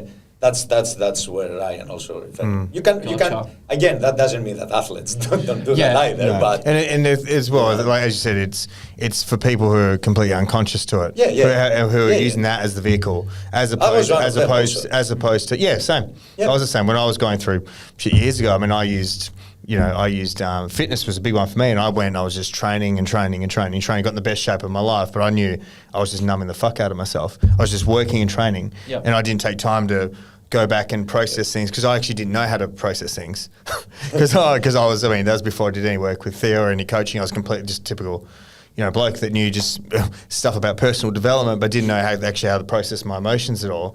And when I was going through shit, I just thought, what can I control? Just, work, the effort I put in the work, the fitness, this sort of stuff. Then you'd end up building things up so bad, then you go out on Saturday night and just go boom, and you get absolutely cool. And then just keep repeating the cycle and just punishing. It's not till, then that cycle just went on and on and on for about 6 months.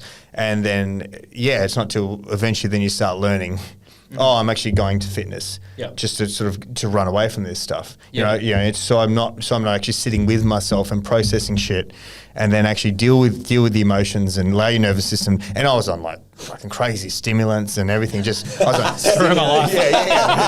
So I was on like mad stims. I mean, and if people looked at me, they'd be going, "Fuck, man, you're an animal. You're fit. You're healthy." And I was like eating pretty well. I was on stims. I was like working like an animal. I was training like an animal. And then by the time I was so jacked up on a Saturday, I'd just go and get absolutely obliterated, and that was almost just to get my nervous system back, and I'd be fucked to Sunday, boom, then repeat the cycle. And that's because I was just totally not honouring, or I didn't have the skills myself at that point in time to be able to go, you've actually got some shit that you're running away with, running away from, and you don't actually know how to slow down and process things. Because the thing is, if I did at that point in time, now with what I know, cut the stims, do more healthy amount of sort of fitness, and not work like an animal, and actually go down, some shit would have really come up that would have had to have dealt with, which is what you need to do. I think that's the thing, is that all this stuff's good as long as you have that ability to start to process things and realize and have that better relationship with yourself, so that when you are doing fitness and testing yourself, it comes from a positive place. Yeah, I think so. Maybe it's because like I've done,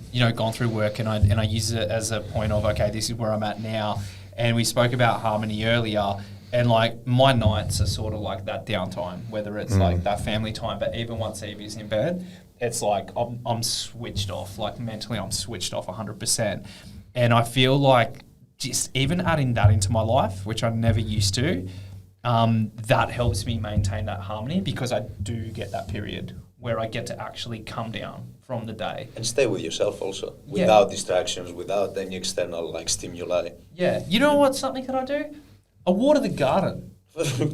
Best form of meditation, bro. Yeah, it sounds so stupid, right? But it's actually like a ritual. It makes sense, yeah. It's literally a ritual. I literally water the garden, just chill out, and that's almost like that time.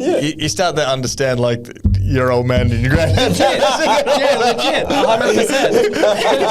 This is why you're doing that shit. Yeah. Why the fuck would you be doing this all the time? It's literally just to get out and just be silent, and it's like my little form of nature, is I'm just watering the garden, and that's almost like that little tranquil peace time to myself. 100%. Yeah. But that's the thing, like I ask every single of my clients, I will ask them to say it that way, tell me, how do you spend time with yourself?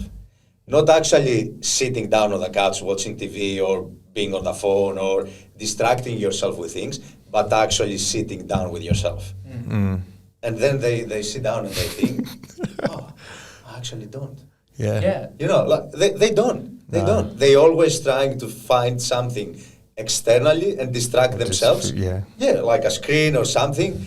But they never actually sit with themselves for a moment, even for a couple of minutes, to actually feel and see what's happening inside or how they feel. They never do it, man. From the moment they wake up, they have a cup of coffee straight away, and by the time they go to bed, they are never present with themselves. Never. Yeah. Every single one of them. So this is funny because work that Theo and I have done together, and I think I've said it to Shell a few times, and this might have been around the panic attack times. When I was in startup tech world, I'd wake up at because I was excited to do it, I'd wake up at 4 a.m. and I'd stim up straight away, straight to my computer. I was excited to do it, right? And there would be weeks, and I'm not kidding, it would be weeks, and then all of a sudden it would dawn on me. It's like, oh, I literally haven't switched off. I've been non-stop for 3 weeks. Yep. And I've had no perception of myself for 3 weeks or anything, and just been so caught up in what I've done. Fuck, no wonder you get panic attacks and shit. You literally don't switch off at all. Your nervous system is always firing in panic. Yeah.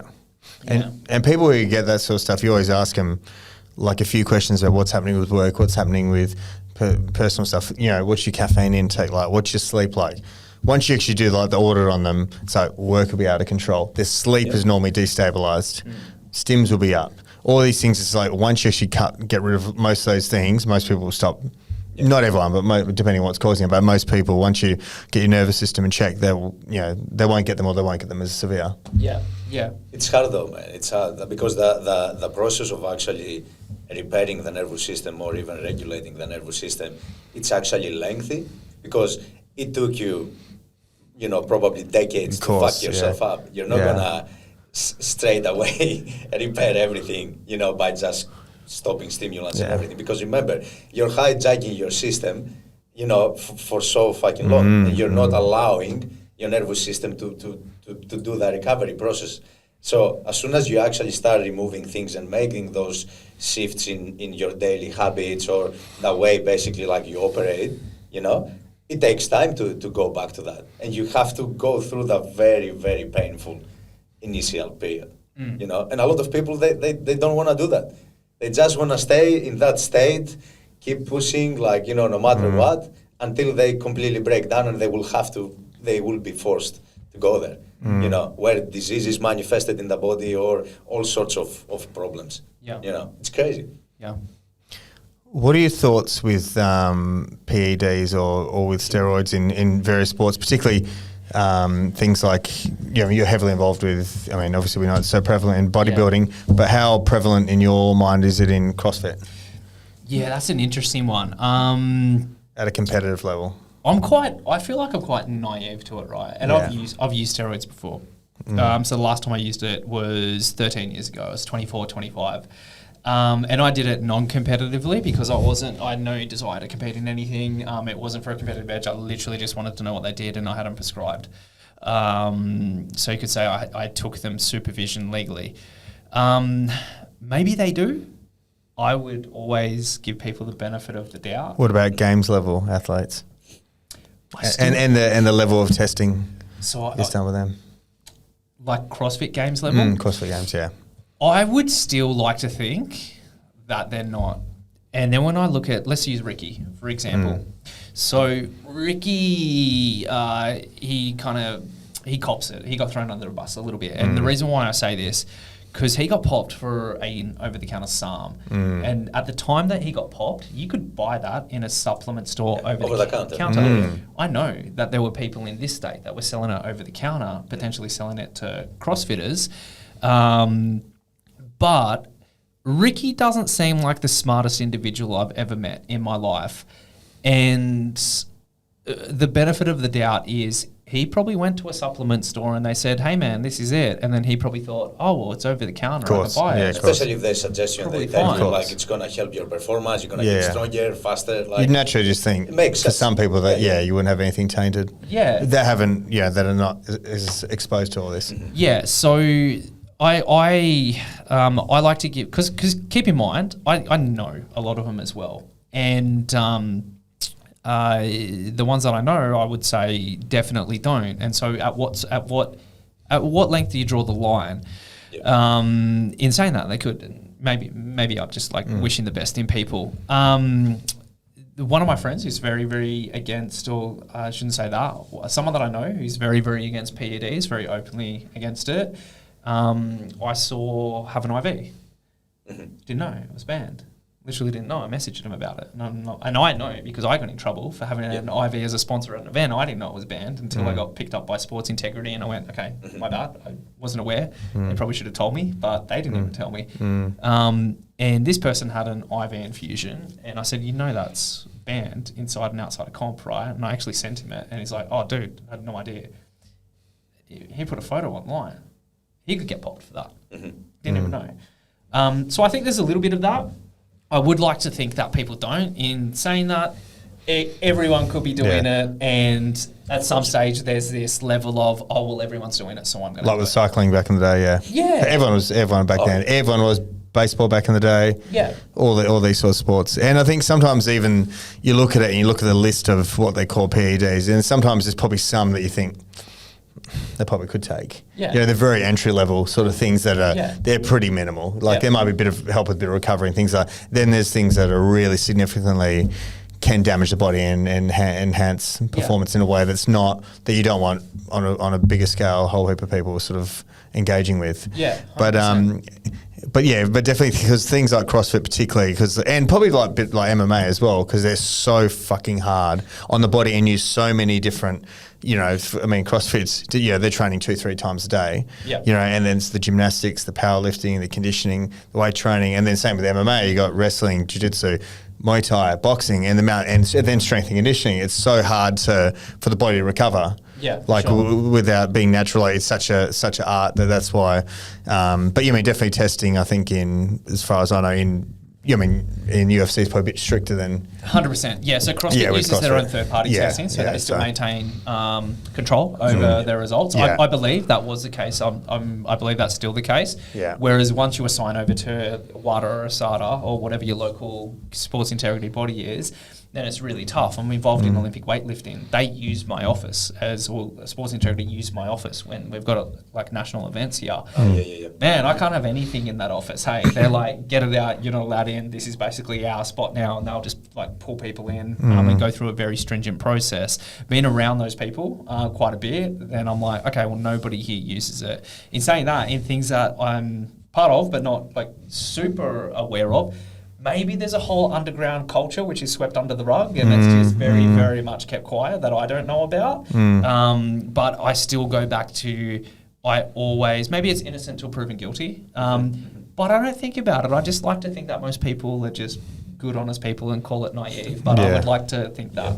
What about, in some sports, for example, baseball, cycling, running, that you're not you can definitely performance enhance, and you're not hurting another opponent, as opposed to MMA, wrestling, American football. That's like you get enhanced, you can fuck someone up, and that can be the difference between you completely change someone else's life. Do you feel across the board they should be banned, or do you think some sports maybe go fuck it, let them? I mean, they're not hurting anyone else, and as long as there's versus like a contact sport. Yeah, I don't know. Yes,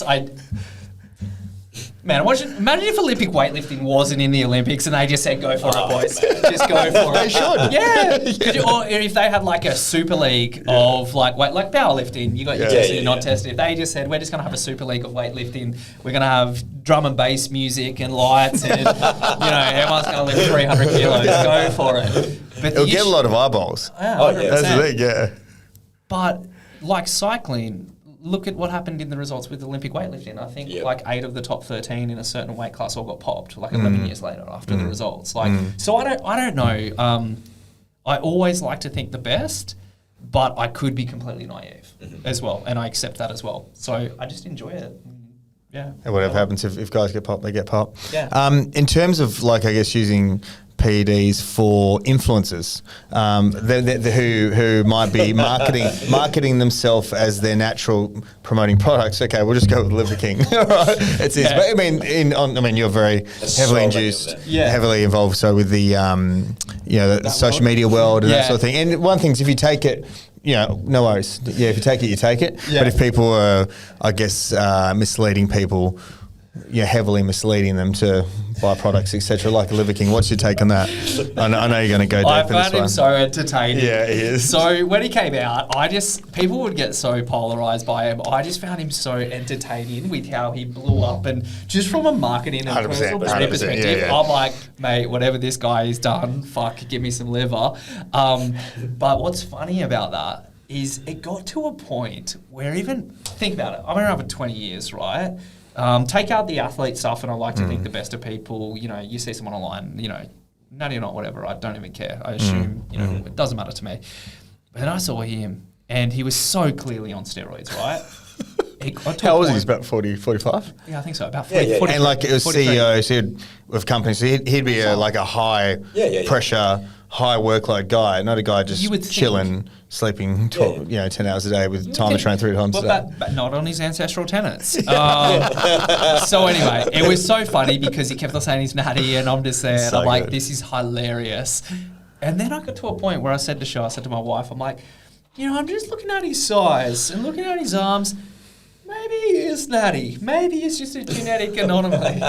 His certainty was convincing. Yeah, to a point where I consumed it so much, and I'm No, like, it's maybe. fucking But obvious, then, yeah. as soon as it came out, I was like, yeah, no shit. I don't know. I think I don't get caught up in the natty or not stuff. What do I think? You know what my honest answer is? I'm 38 years old. I'm not a 20-year-old kid who's amped up by these people.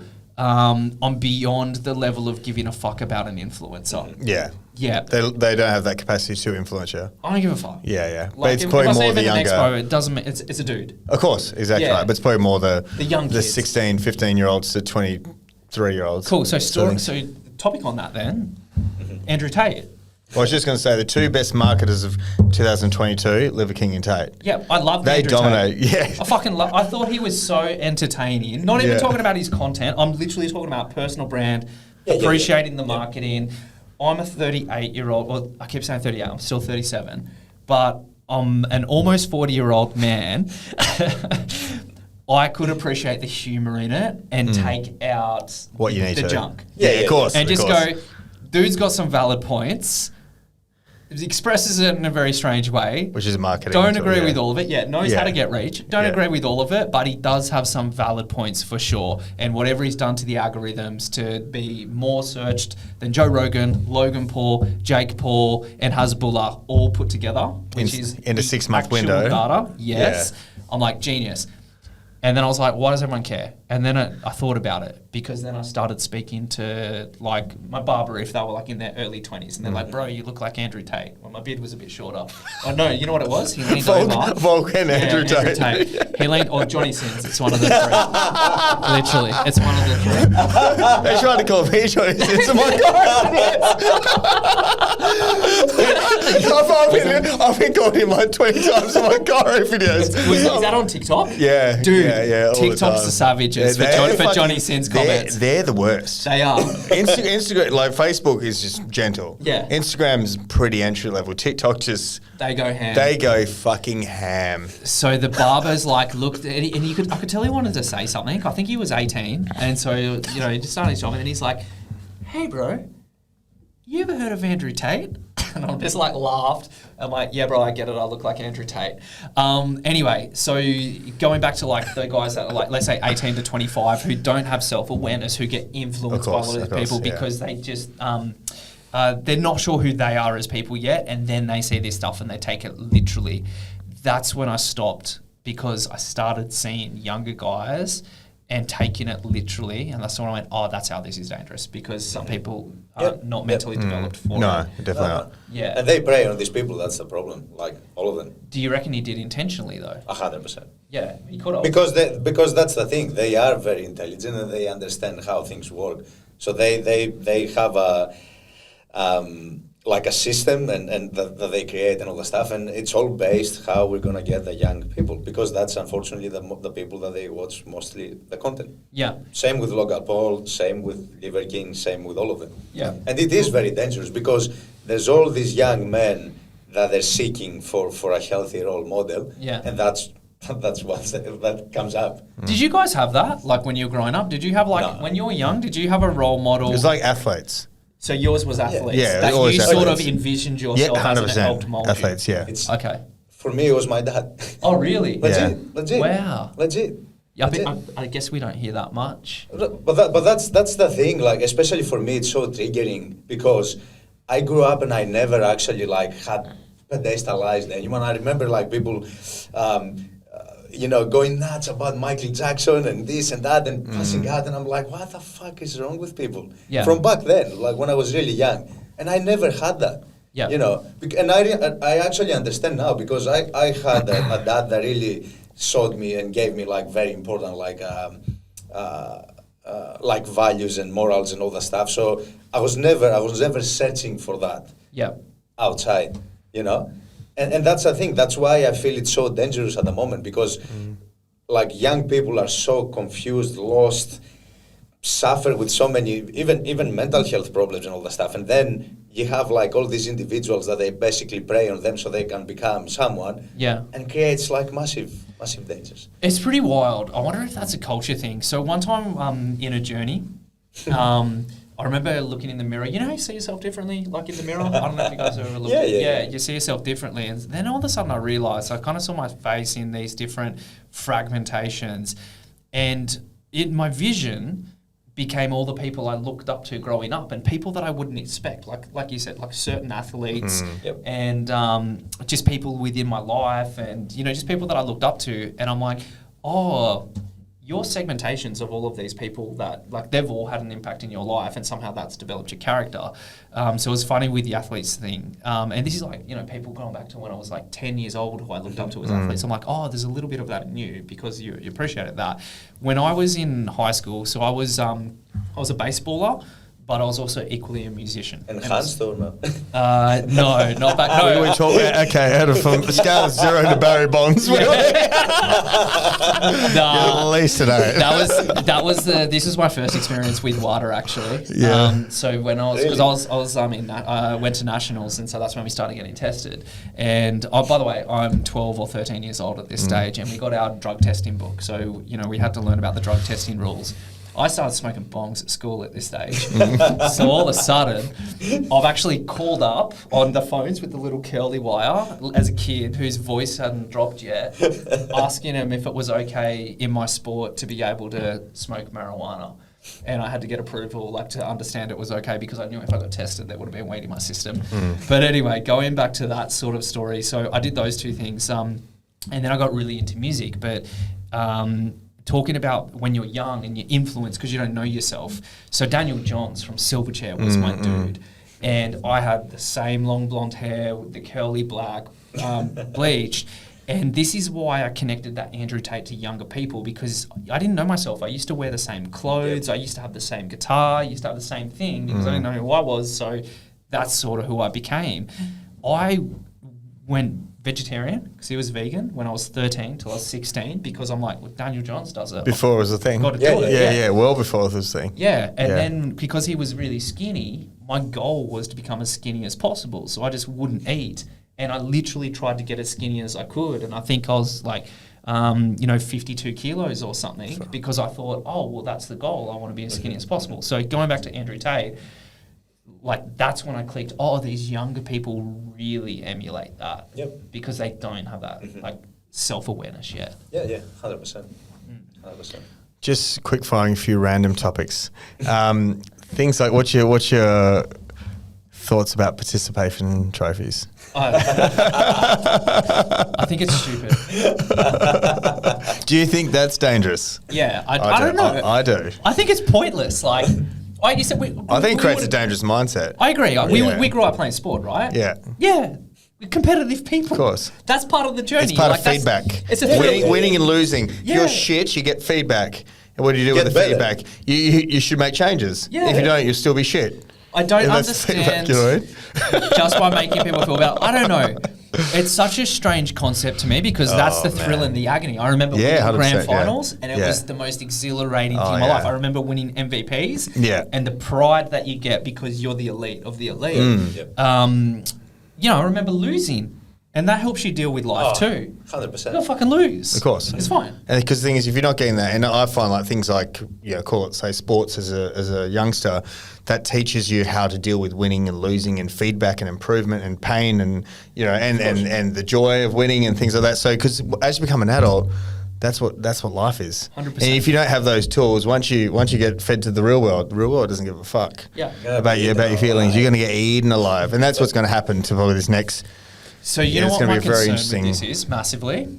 So if we look at America and you see the change of culture, and maybe we only see certain things in the media, but maybe the country, because obviously that's an ally of us and how we're surrounded, and you see the shifts and, they normally lead Russia, the shift, Ukraine, all of this stuff, and, China and all of... China runs, is what appears to us like such a well machine, like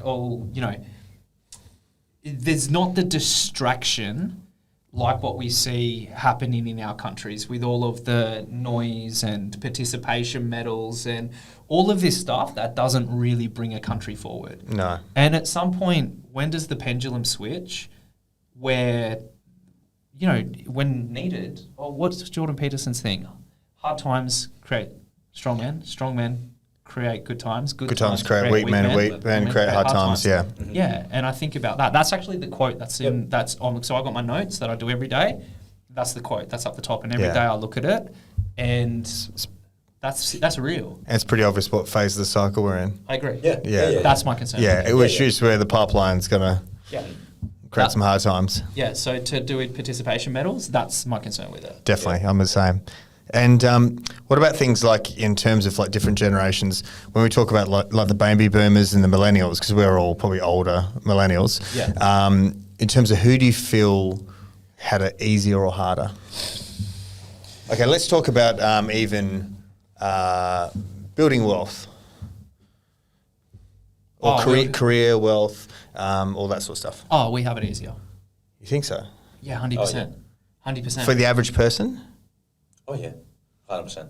We've got it easier. When I easier might be not the wrong terminology. Options. Options. Yeah. Options. We got more options. Yes, opportunities. You can make money grow like 100,000 different ways. Do you feel the average person they can build a real estate portfolio like an average person could have 30 years ago? No, but you can use a different channel. Look at opportunities with crypto and the accessibility, and kids can go and make money.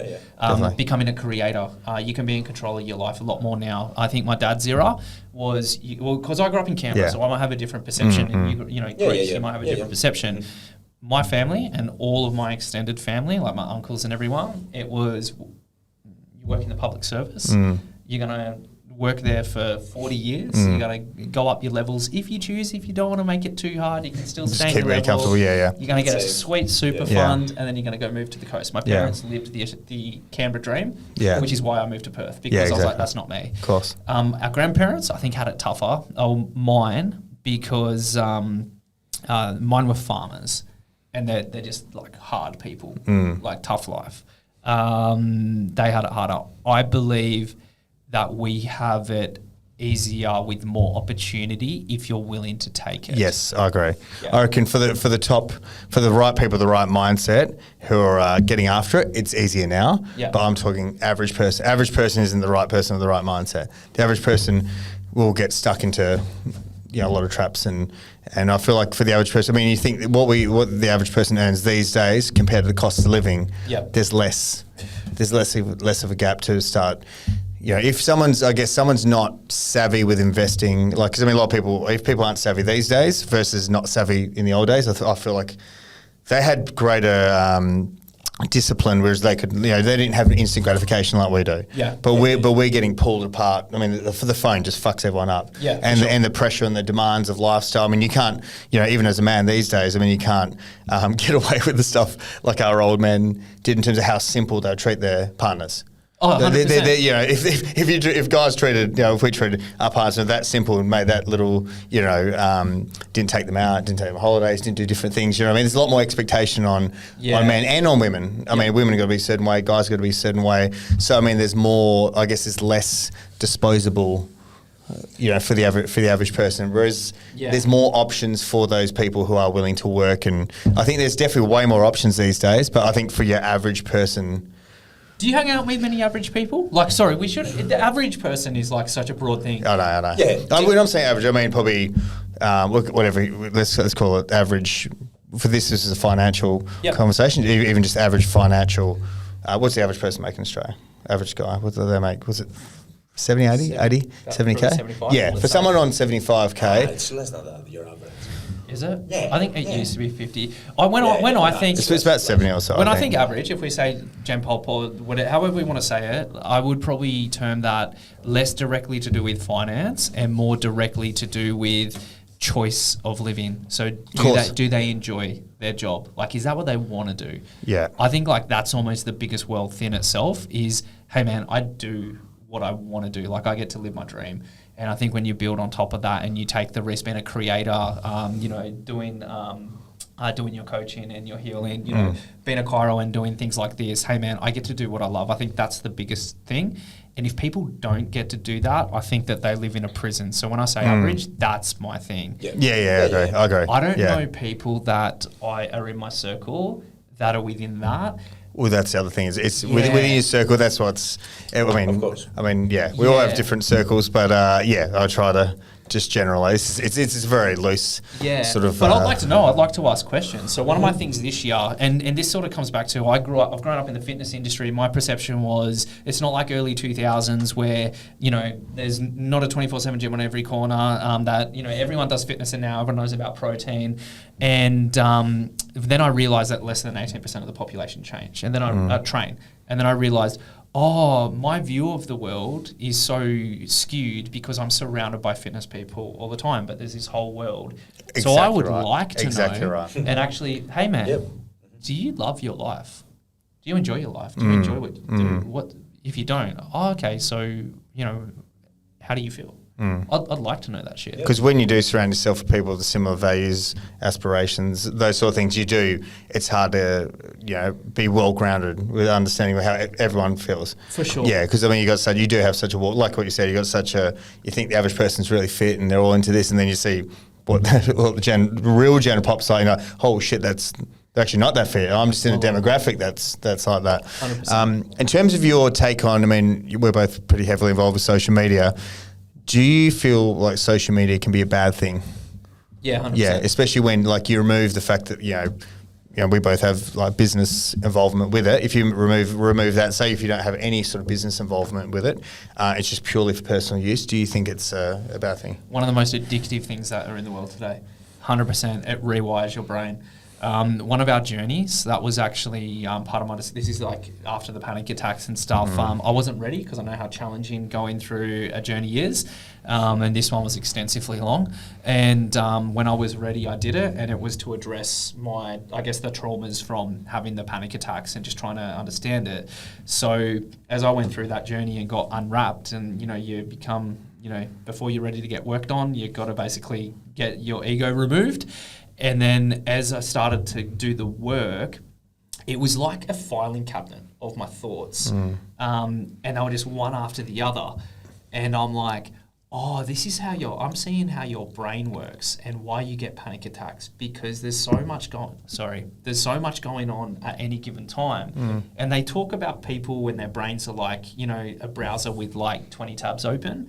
Well, mine was like a browser with 20 tabs open, which were all loading at the same time. And I'm like, no wonder you're in a state of panic, because you're always like having all of these things going at any given time.